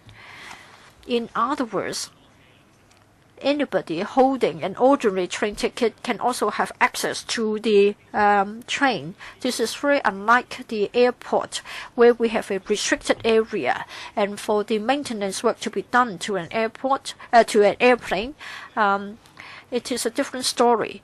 Again, when an aircraft flies to an overseas country, when it has been landed, again, it is within a restricted area. Anybody who gets anything from the aircraft will have to walk through the CIQ facilities. In other words, the aircraft won't be a tool of smuggling. But to me, for the XRL, Shek Kong will be the most vulnerable spot. So what is your answer? What about the security measures at Shek Kong? Mr. Jeremy Tam has shared with us a lot of details arising from his observation. I'm sure our security people, our law enforcement agents, have been very detailed in their consideration. If we are to implement, or when we are to implement the co-location arrangements, I'm sure they have already considered the possible legal issues as well as the law enforcement problems. I'm sure that our relevant departments will resolve all these problems to ensure that what Mr. Jeremy Tam mentioned will happen. Chairman, why I got worried?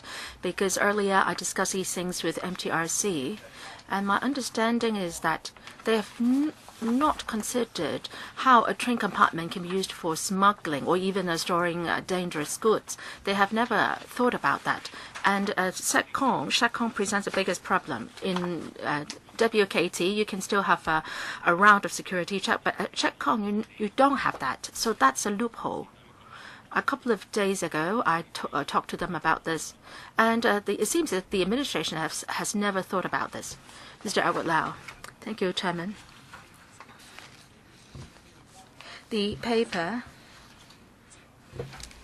sets out the information on the facilities, CIQ facilities at WKT, and they are there to serve the needs in the future.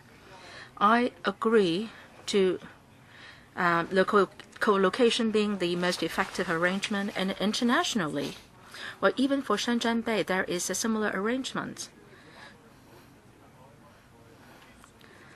But when we do co-location, we must do it in accordance with the present laws and the basic law. And the public also understands the advantages of co-location. So when will the administration present a proposal to us? Try to explain to the members of the public. I believe that you will get support from the electrical. I have already answered a similar question before. We are working very hard to negotiate with the mainland authorities, and we will present a proposal as soon as possible. As far as local legislation is concerned, we need local legislation because existing laws may not be able to dovetail with the arrangement. But our estimate is that the local legislation may not be completed within the current term of government. We know that the next term of government will have to work on it further. So we have communicated with the CE-Elect's office to make sure that the next term of government will follow up on the preparation work for commissioning of the XRL.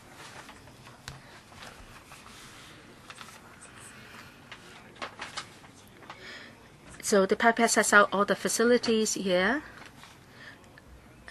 and in your term, you have told us that this is the direction ahead. And with regard to local legislation, you said that it cannot be completed within this term. It will be done in the next term. I hope that the government can present a proposal, make an announcement as soon as possible.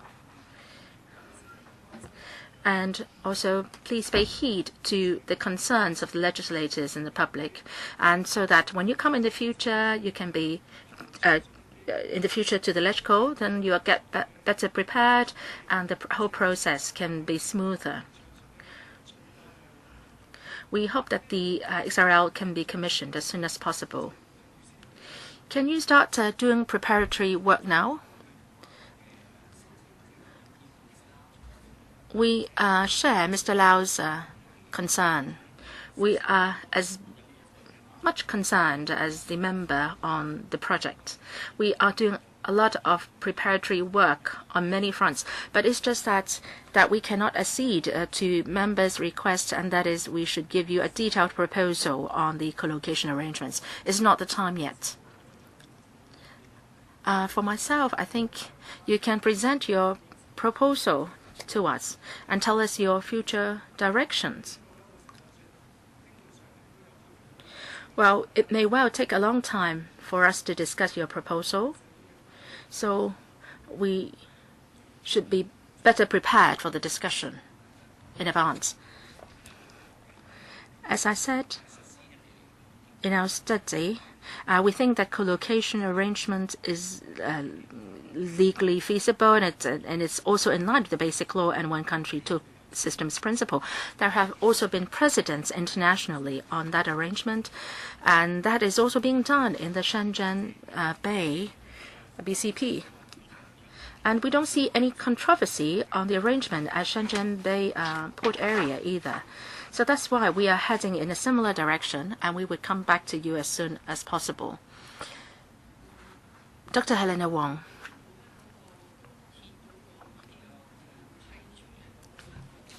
For the contracts awarded by XRL, we're talking about an amount of $62.6 billion. Now, in paragraph 10, it is said that the construction of mainland port area at the WKT is in progress. This mainland port area is at WKT. If you are building this mainland port area at WKT, so who owns the property right? And who owns the utilization right? Is it mainland authorities or Hong Kong authorities? Now, we are talking about the renovation works, finishing works, tile flooring, screeding works, and so on. What is the amount? Should the mainland authorities share the cost as well? And also the management personnel, are they mainland or Hong Kong personnel? And for the laws to be enforced here, are we talking about mainland laws or Hong Kong laws? Dr. Wong raised several questions.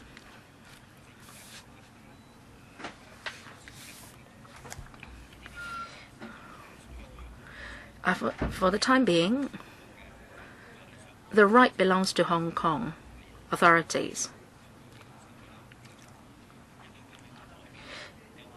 Now, will that change in the future? It hinges on the co-location arrangements. And at this stage, I think I'm not in a position to give you the details. And once we have the specific proposal for the co-location arrangement, we will give the answers to the several questions raised by members. Can he give us a paper later on? And I've annexed 2 about the financial statement or conditions about the claims for E&M works. The resolved amount is $480 million, and for those unresolved is $4.26 billion. In your annual report, E&M Works claims from March 2015 and June 2016, there has been a rapid rise. And in particular, in March 2015, there have been major claims. And each claim involves $719 million. But then prior to that, it involves amount of, say, $70 million or so, $10 million or so. How come that after that date, the amount has risen sharply to $790 million, and in September 15 there is another claim of $530 million, and we have 92 cases of claims involving a total amount of $4.55 billion. What how come that we are talking about amount of $4.5 billion? Is there something special which has happened? Dr. Wong.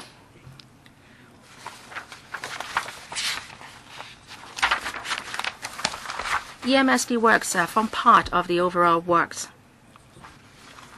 The flow goes like this. We have to finish the structure first before we proceed with EMS works. In 2014, we found that there would be a delay of the entire project, and that has to do with problems in the structure and also unforeseen circumstances. And that affected the timetable for the E&M's work. So that's why they have been making more claims after 2014. So who made the mistake? Who should be held liable? Well, can he explain in writing what the problems were? We still have you, James Tim, Ronald Chan, Nathan Law, Chen Han-pan, Alvin Young. Any other member? Well, I'll draw a line there. We still have 2 more agenda items. I don't know whether we can discuss them. Next one, Dr. Edward Yiu. On some areas in the future which will not be owned by Hong Kong. Well, when these places are still belong to Hong Kong, can we arrange for a site visit? I do have the relevant registration card, which will allow me to go into works site. So can you take that question first? Site visit. Yes, we can discuss with the MTRC to see how it can be done. Yes. Please continue. Have you considered whether it will be done by the way of a land grant or it will be done by way of an order of the State Council? Well, you are talking about some high-level issues here. With regard to the CIQ arrangement, I really don't have further information to share with you now. Third question. I would like to follow up on Dr. Wong's question. For claims resolved and claims unresolved, can you build an extra column in the table? What is the share borne by the contractor?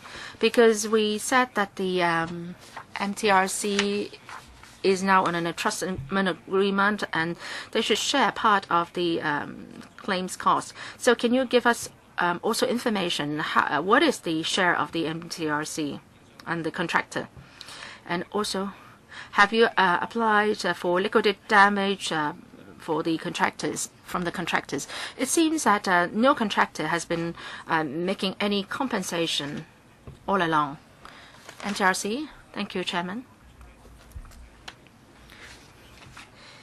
Say, if there is a penalty because of delay, and after the works have been completed, then we will set out the responsibility owed on the part of the contractor, and then we will make a final decision on the claims after looking at all these. But for now, we can make certain initial decision on the claims, and we'll try to resolve the claims one by one. Liquidated damage, that will be dealt with at the very late stage of the contract period. We will do an analysis on that. I know that you use by the milestone contractual arrangement approach, And in relation to each milestone, you'll be able to come up with an analysis and assessment. Would you be able to give us information on the LD for each milestone? And also for different trades, they are covered by different contracts. Well, even for the main con, they may be awarding the E&M contract to another subcontractor. So are there any contracts which are about to expire and then you can have a better grasp of the LD? Well, the EMS works have not come to, say, the very late stage of the contract yet. No, so you don't have the information at all, no. EMS, no. Apart from E&M works, what about the other contracts? Do you know about the LD? For the smaller contracts, we do have the LD information, but as I said earlier, for the entire project, we need time to make an analysis on the major contracts. Next one is myself. I will not ask you a question about co-location, Undersecretary. For the Kai Tak Sports Park, we are running by the design, build and operate approach, and for XRL is also DBO model. So you just got 1 year left. How can you attract people from all over the world to operate it? How is the progress on the O front, the operation front? Whether it's a co-location, separate location, you still have to operate. And I assume that it will be the MTRC. Recently, Frederick Ma, the chairman of the board, said that they would have a reimbursement-based approach, and that they don't have to bear any risk at all. Now, I'm very concerned about this. If his approach is adopted, then say the management of the malls and so on will not come under their ambit. And then it will then be handed over to the KCRC. I don't know what staff do they have now. Now, if they are going to run the shopping malls, then I believe that the MTRC has to make a lot of subsidy. So how can we make sure that the service quality can be guaranteed? Everybody would opt for the Northern Loop instead of taking the XRL if they go to Futian.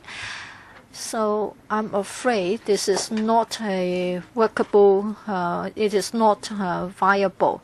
So probably for the income from your shopping malls, I think you need to give it to the MTRCL and you have to ask for underwriting.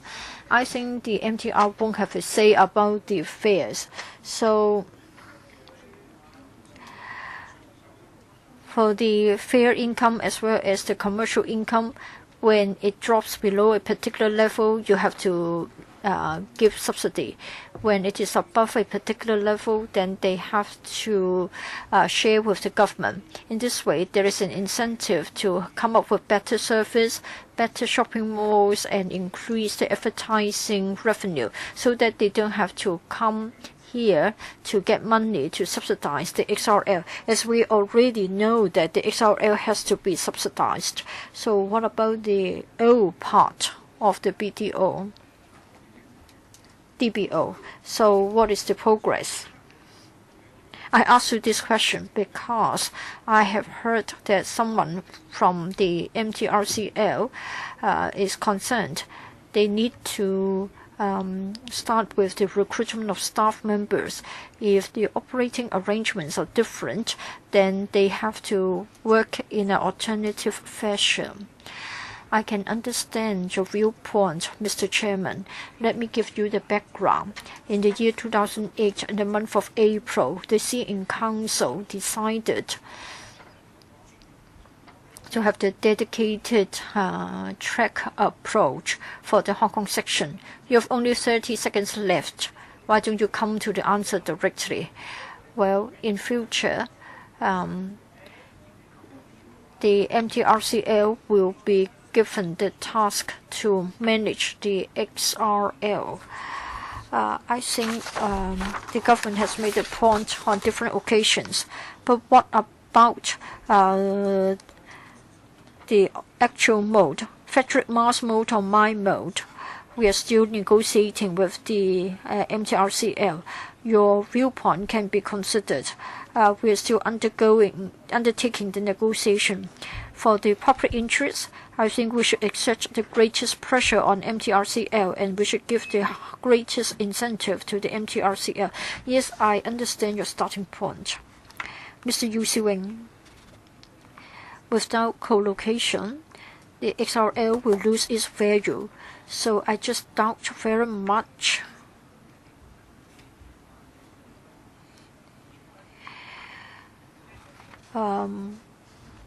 why the government seems to be under pressure. I think the government should ignore the pressure concerning the co-location issue, and the government should go at full steam so that we can complete the work by end of next year. This is what the public look forward to. This is also the wish of the industry that I represent.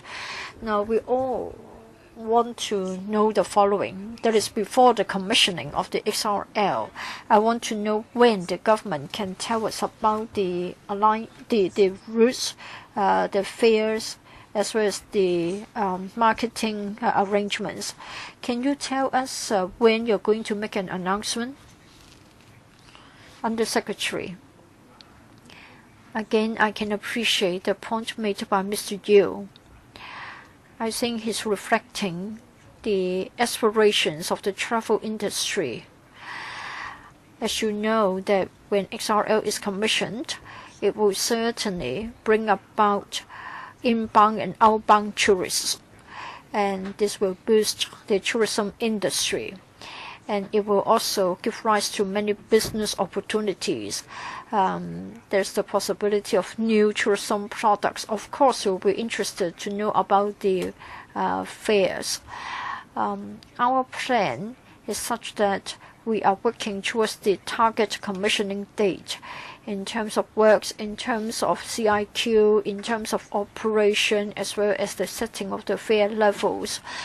We are liaising with the relevant parties, in particular the mainland authorities. We will certainly keep an eye on the target commissioning date, and once we have come to any conclusion, we'll give an account. I hope the administration will do it as early as possible. Please give us an idea about the timetable. Lately, we suffered from a black rainstorm warning signal, so inclement weather may happen. What is the worst case scenario? That is, to what extent will inclement weather affect your progress? Dr. Wong, in Hong Kong, the weather is always variable. As far as our planned progress is concerned, every year we do incorporate the possibility of the inclement weather impacting upon our progress. For the black rainstorm warning signal that we experienced a week ago, we are just entering the wet season. We are not sure about the possible impact. It is always possible that the rainfall may have an impact on us. However, we have already got a buffer in our schedule to make room for unforeseeable circumstances. Has the recent black rainstorm warning signal affected your progress? Yes, some impact, but fortunately it isn't very serious.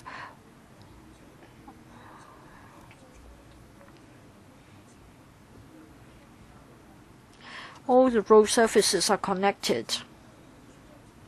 When there is flooding elsewhere, though not within our works area, we will still be affected because the flood water will enter our work site. Thank you. Mr. Jimmy Chen. I would like to talk about Annex 2, the financial expenditure. We are told that the awarded contract sum is $45 billion. The cumulative expenditure is $62 billion.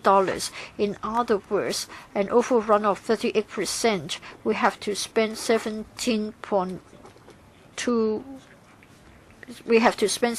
billion more. Now understand that the claims resolved amounted to the following figures. We have got 258 claims resolved. So they have asked for $29.5 billion. As far as claims are concerned, you have overspent by $17 billion. In other words, are you saying that not all the claims will be substantiated, and so you haven't factored in all the claims that have been put in? For the claims already resolved, 47% of them have been paid. I want to know whether that's the final figure. If that is the case, would you adopt that as the basis to work out the figures involved for claims unresolved so that you know about the final figure concerning the cost overrun? And then for the cost overrun, who will have the final say as to whether this is reasonable, so that you are not overestimating or underestimating the project expenditure? Dr. Wong, $15 billion. Has that been finalized? For Annex 2, for the claims resolved, well, for payment already made, it means that the claimed amount is final. We have already resolved 258 claims. For the claims unresolved, the number will change all the time, because every time we write this report, we will be using the latest figure, that is the latest number of claims. The number of claims may be very large in the beginning, but after talks, sometimes the amount claimed may be reduced, or some of the claims can be sort of withdrawn. As to the interim award for claims unresolved, well, the claims may involve many items. Some of the items have been resolved, but the claim itself hasn't been resolved. So there may be the question of interim award. As to the percentage of the claims resolved, I think that's for reference only. For each and every claim, we have to look at the justifications, and we have to do our own calculations. So the percentage is only for the sake of comparison. Well, we do have the project coordination meetings, and our engineers and our surveyors will look at the justification stated in the claims.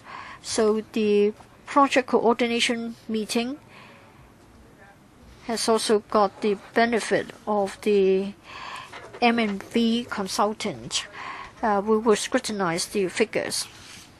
Next, Tanya Chen. Thank you, Chairman. I don't know why, as far as co-location is concerned, time and again, the Undersecretary has been postponing the date. Now, on the 10th of February, the Undersecretary told us that there would be a plan. And then after the Professor Chung went to the mainland, then he talked about having a direction. I asked a question, and then somehow they were playing with the words, and they say that direction and plan would be the same. Now today we are told that it is not yet ready.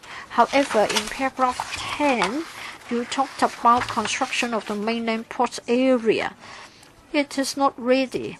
I don't know why the Undersecretary is talking about we being anxious. No, it's not a matter of our feelings. We've been waiting for 8 years. We still do not have a plan. We still do not have a direction about co-location.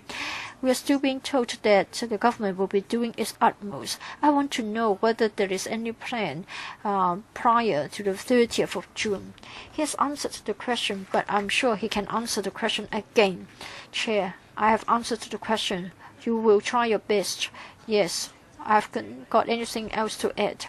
If they haven't got a plan, Chair, I think it is really wonderful. They have no plan. Then they may say that there's no arrangement for collocation of the facilities, and then they will just have it blown up. It's not me. It's L.C. Leung. Wasn't it surprising to get this from the former SJ?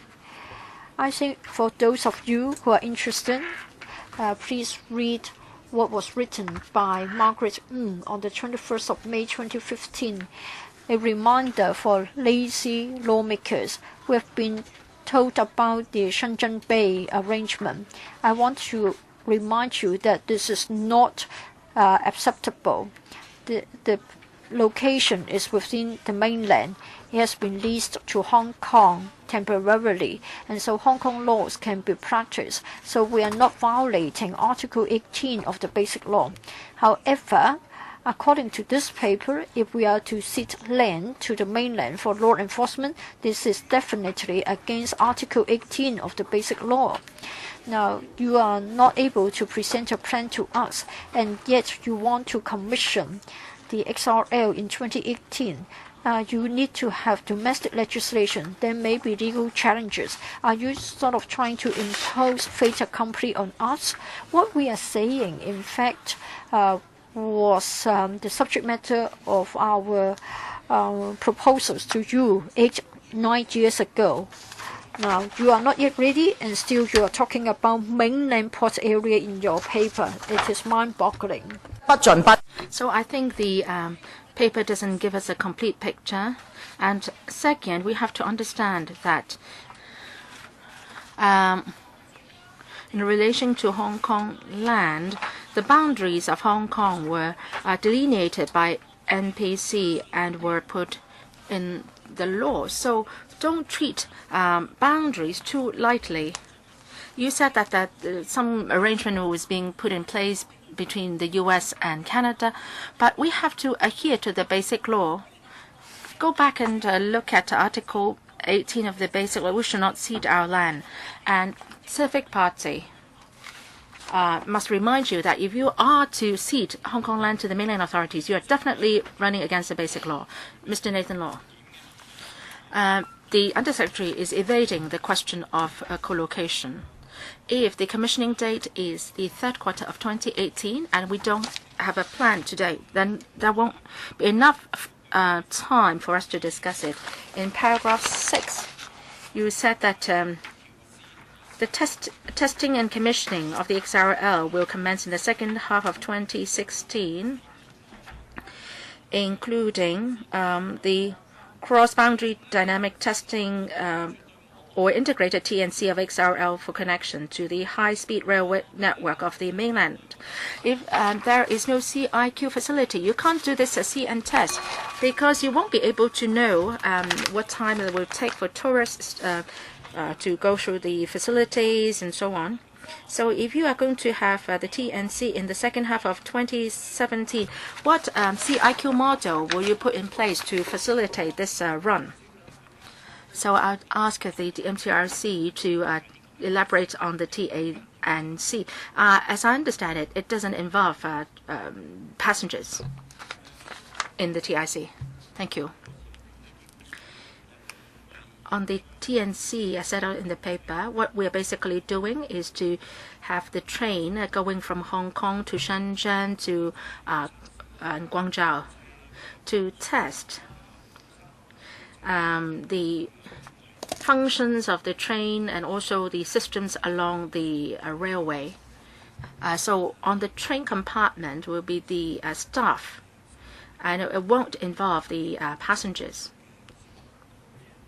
So that's how it will go.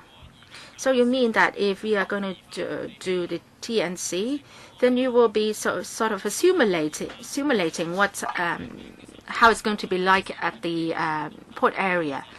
So you are not going to simulate the operation of the CIQ facility. All you need to do is to just have the train going from Hong Kong to mainland. Is that right? Yes. We are testing and commissioning the system itself, and it's separate from the carrying of passengers. Up to now, if the administration is not doing any T&C involving passengers, I think you will meet with a lot of problems when you have the railway commissioned in the 2018 Q3. I ask this question because I've seen some photos being leaked and administration. So how is the CIQ facility like under your plan? So do the mainland authorities have full enforcement power, and also for the detention rooms in the port area, what function will it serve? I think the public should at least be given a basic understanding of how the functions work and what purposes all the facilities on the photos will serve. I have responded to that question way back when we applied for funding from the LegCo. The funding would cover all the CIQ arrangements and facilities. So I'm asking about the CIQ model, the powers vested in the different parties or authorities. When we talk about the capital works projects, we would make sure that there are enough facilities for CIQ, and that includes co-location arrangement. Next, last one, Mr. Chen Hanpan.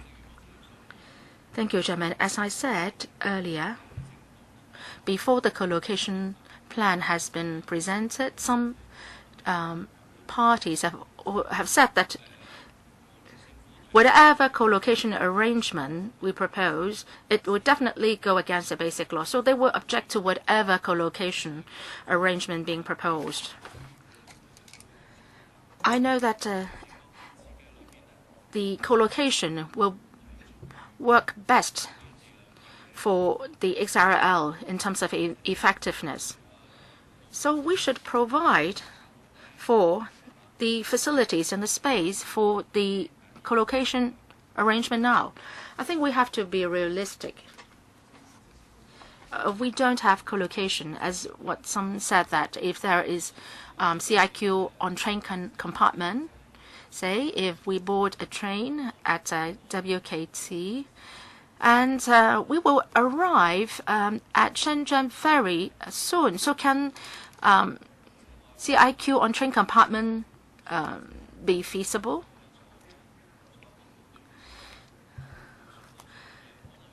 So if there is no co-location, that means that a passenger has to leave the train in a very short time after he has arrived in Shenzhen and has to go through the CIQ arrangement or clearance. So that's very tiring for the passenger.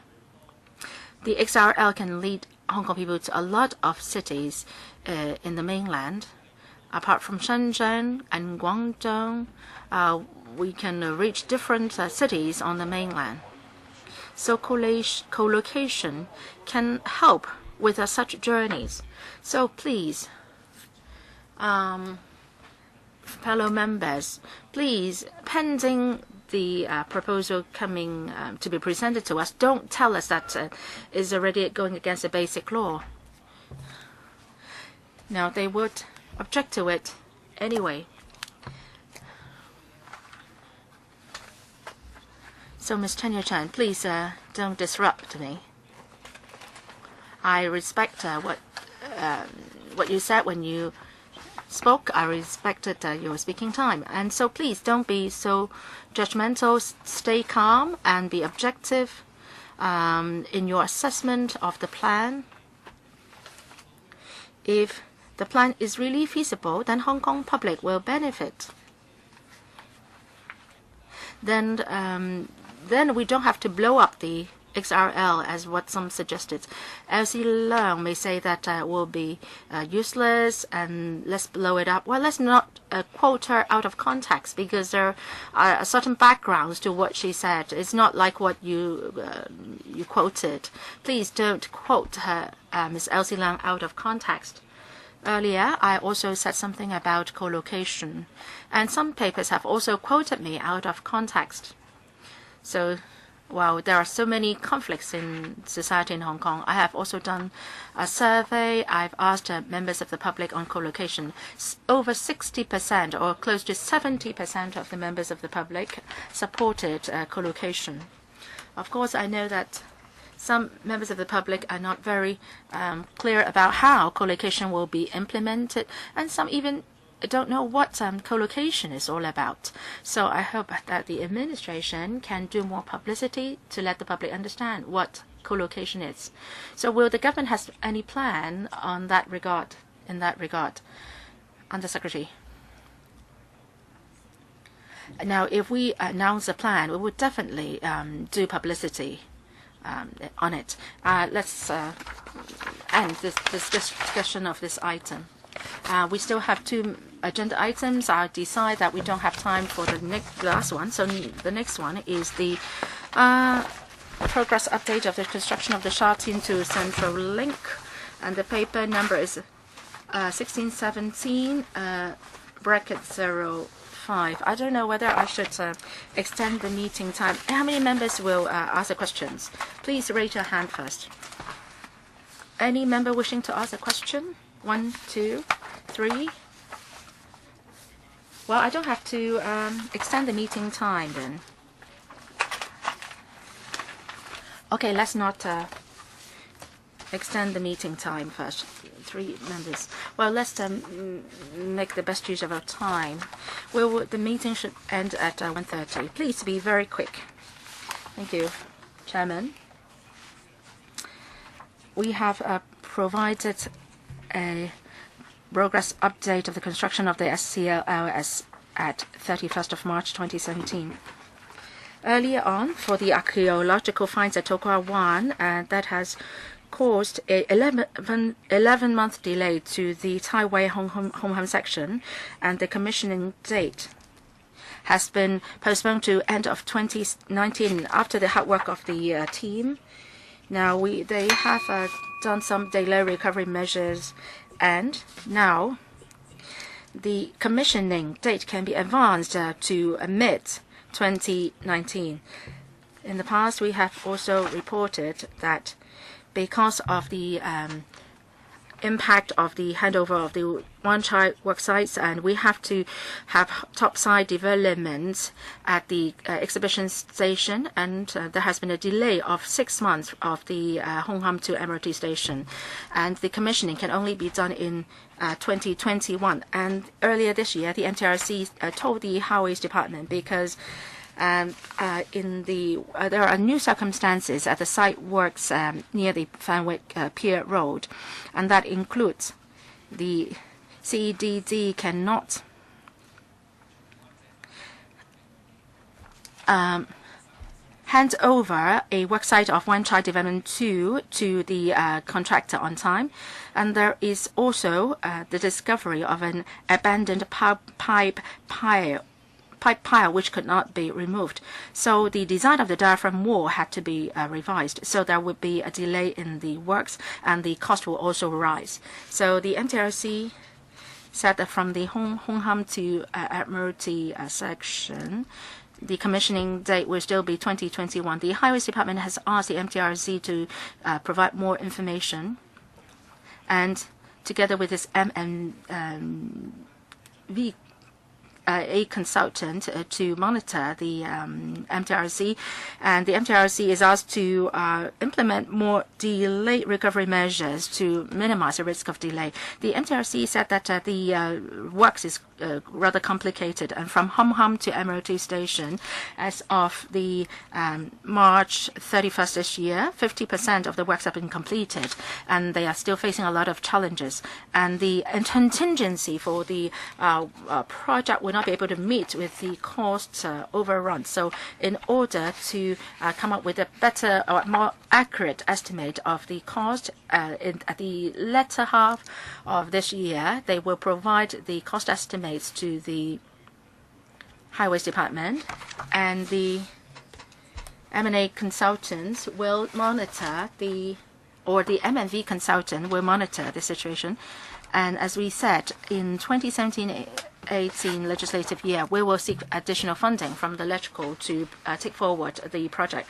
Another thing that I want to say here is that since December 9th last year, for the advanced works, the funding application for SCL that was supported by the Railways Subcommittee. Now, it's been 5 months later now. According to the cash flow projection provided by the MTRC for the advanced works for SLL, the funding will be depleted by the middle of this year. And that means around the end of this month. Depending on the MTRC's requests later on, we might not be able to pay for the costs of the works later on. According to the entrustment agreement, if the government cannot allocate the funding in time to the MTRC, we'll have to pay extra interest every month. That will be around $4.2 million, according to our projection. So I hope that members can handle our funding applications in the FC meetings in the future.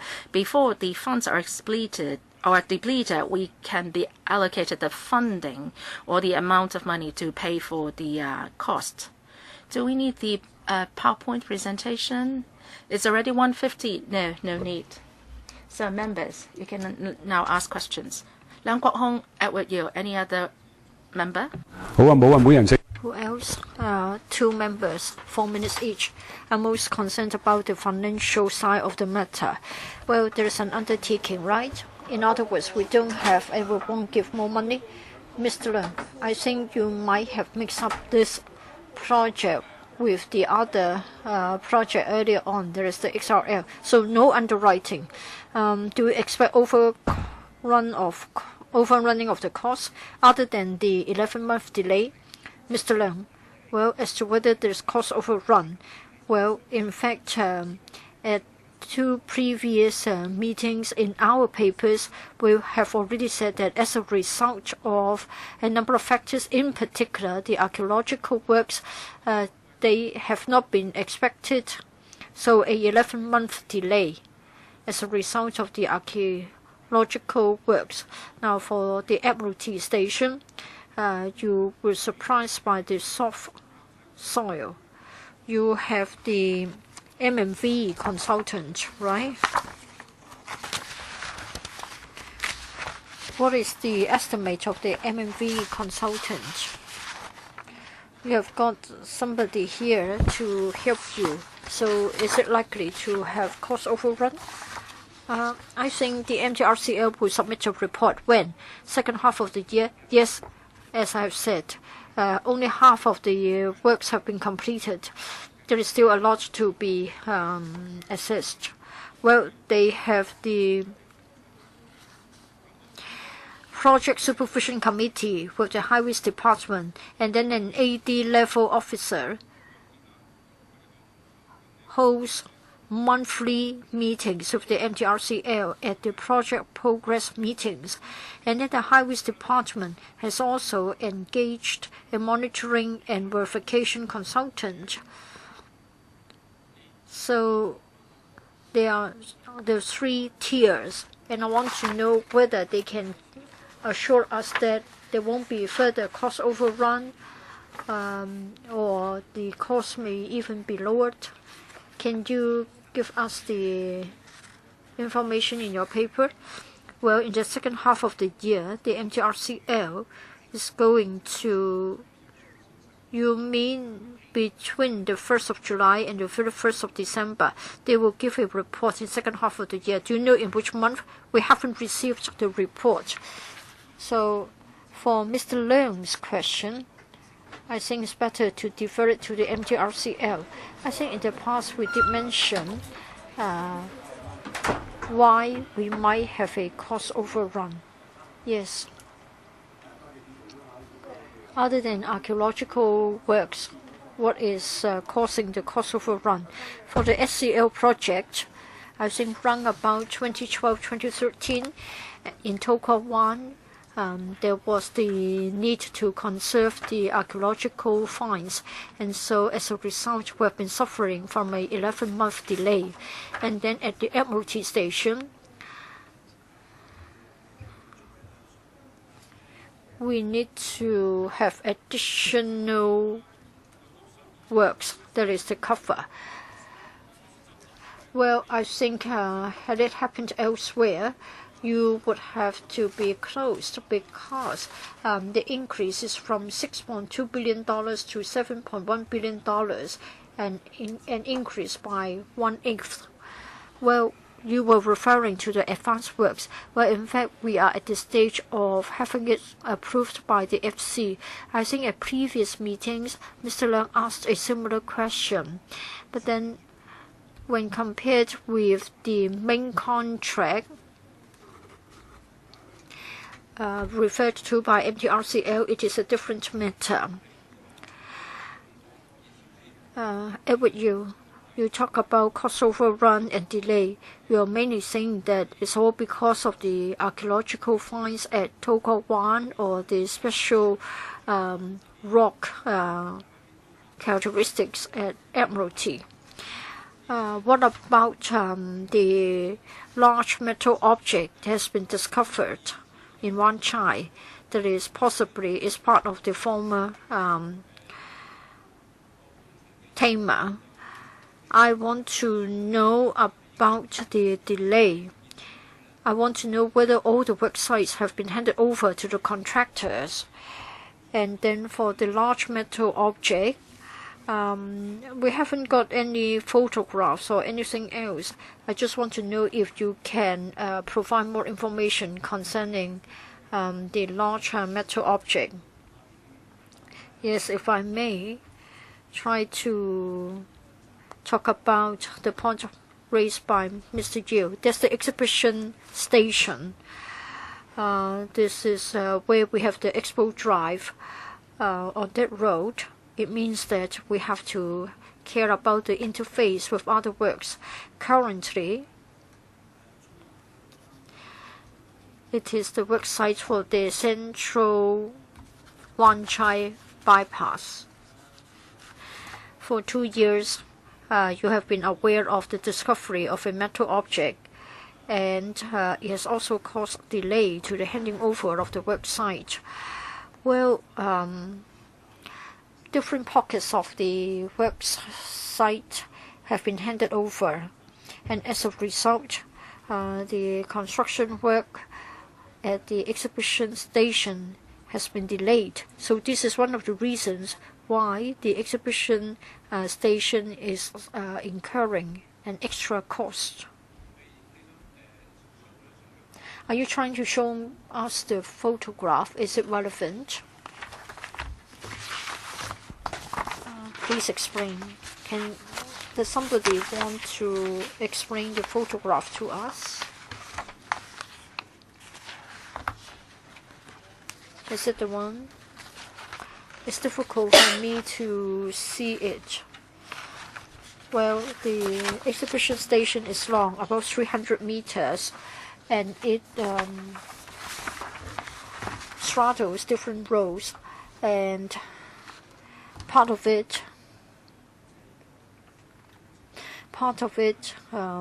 has interface problems with the Central Wan Chai bypass. For the large metal object, it wasn't found on our website, but then it was found as part of another project concerning reclamation. Their progress has been affected, and as a result, part of the site to be handed over to the contractor of the exhibition station has been delayed. So the progress has been delayed and there is a cost implication. Are you going to claim the contractor because the handover has been late? You shouldn't take up all the responsibility yourself. I think different government departments are working on it. On our part, what we want to see and what we want to do is to minimize the impact of the late handover of the site. Under Secretary, does it happen all within your bureau? Maybe Mr. Chung can explain. For the metal object, well, in fact, we have the Wan Chai Development Phase 2. During the reclamation, the metal object was discovered. It is also a government project. If you say that that project has to be responsible for the delay, then it means the government has to be responsible. So it doesn't mean much if we put in a claim. Thank you. Next, Mr. Lau Gofan. Thank you, Mr. Chairman. For the financial arrangements, many members have asked a question. I want to ask a question about the compartment doors as well as the platform doors. Instead of 12-car trains, we'll have 9-car trains, and then the frequency will be enhanced. We are afraid that we'll suffer from the problems plaguing the ERL as well. So I just wonder if we can do the following at Shengshui or Fanling stations, deploy vacant trains so that you have trains starting from Shengshui, and then we can ease the overcrowding of local passengers. Whether you have 9-car trains or 12-car trains, you still have to install the platform doors. Why is it that the automatic platform gate system has been delayed? So can you explain about the delay concerning the APG? Yes, maybe my colleague can explain. Mr.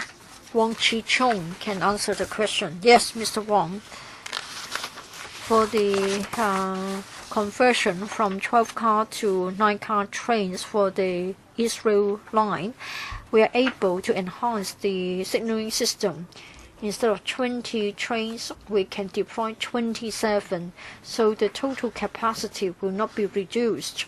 Whether we can have special arrangements during the morning peak, say for example deploying an extra train at busy stations like Taipo Station as well as Futan Station.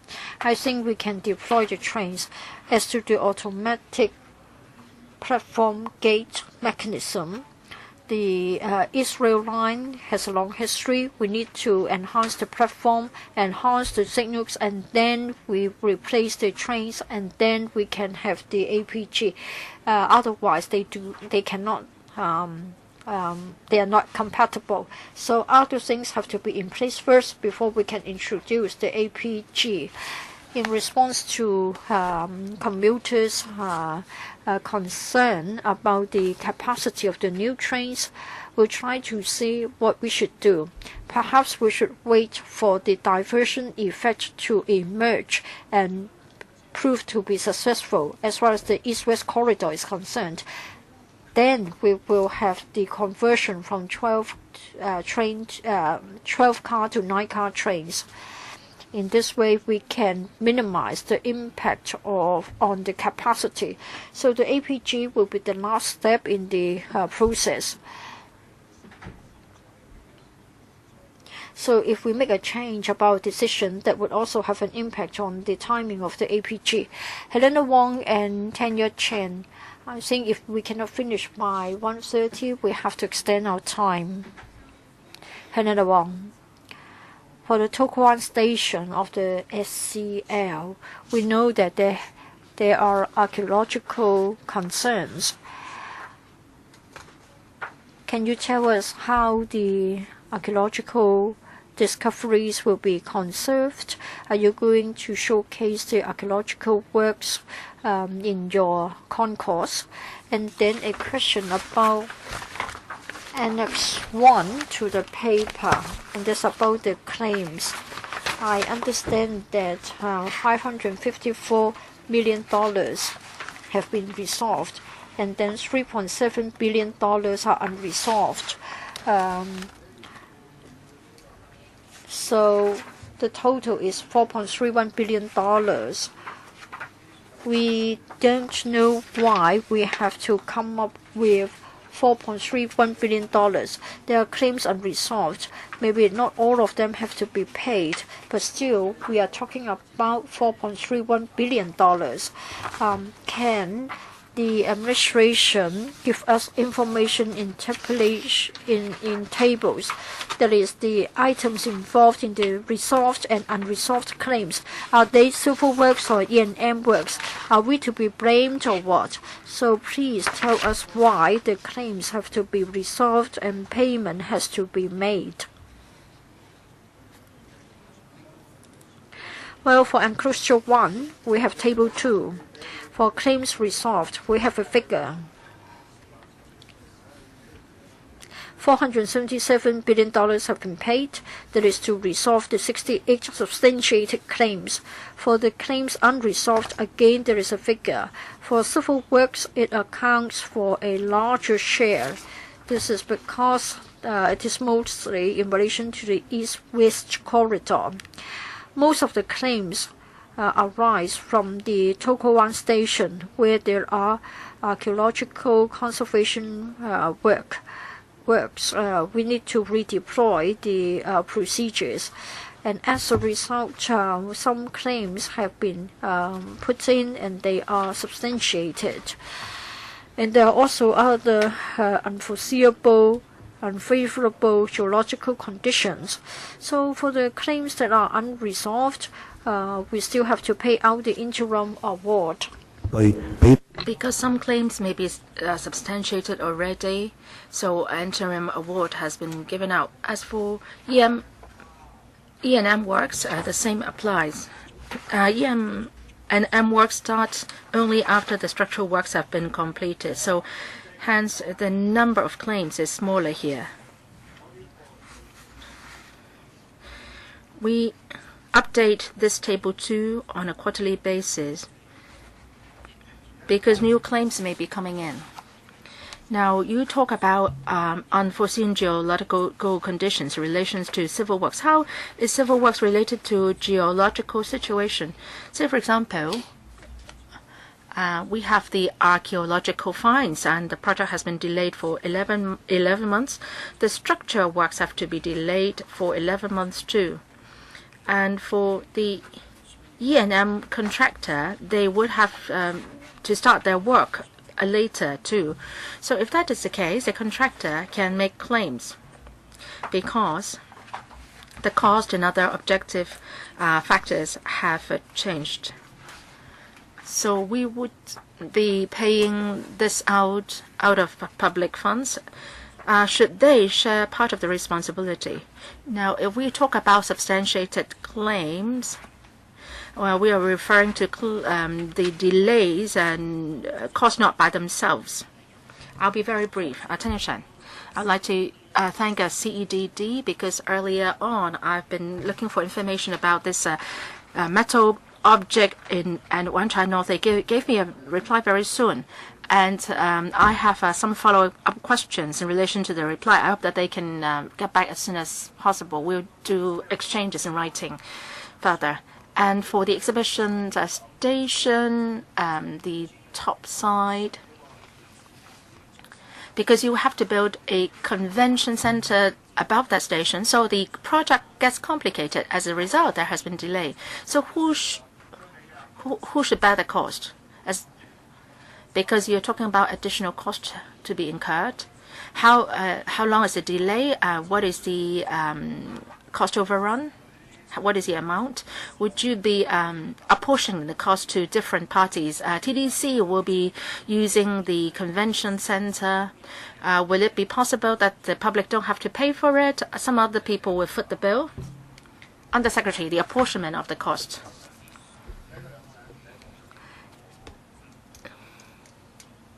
Say if extra costs have to be incurred because of the acts of certain other government departments, and it will be for the government department to explain why the situation is like that. But after all, we're talking about taxpayers' money, and if we have to incur extra costs, we have to seek funding approval from the electrical. And later on, the MTRC will give us all the figures and updated figures, and we will report the same to electrical members. We'll give you the breakdowns as well. Does it mean that for this convention center, the cost involved, you will seek funding from us at the electrical? Well, let me give my answers in two aspects. Now, because they have to build this convention center, and as a result, we have to pay more for the SCL, then the cost will have to be borne by the SCLC and us. Now, if they are going to build a convention center, then that will be have a separate funding approval have to be given. Now, your paper says that because we have to build this convention center, the project gets more complicated. Now, for the additional cost and time because of this, this will not be included in the SCL cost.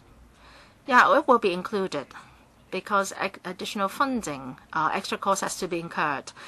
We'll give you the detailed breakdowns later on. Will you give us the detailed breakdowns?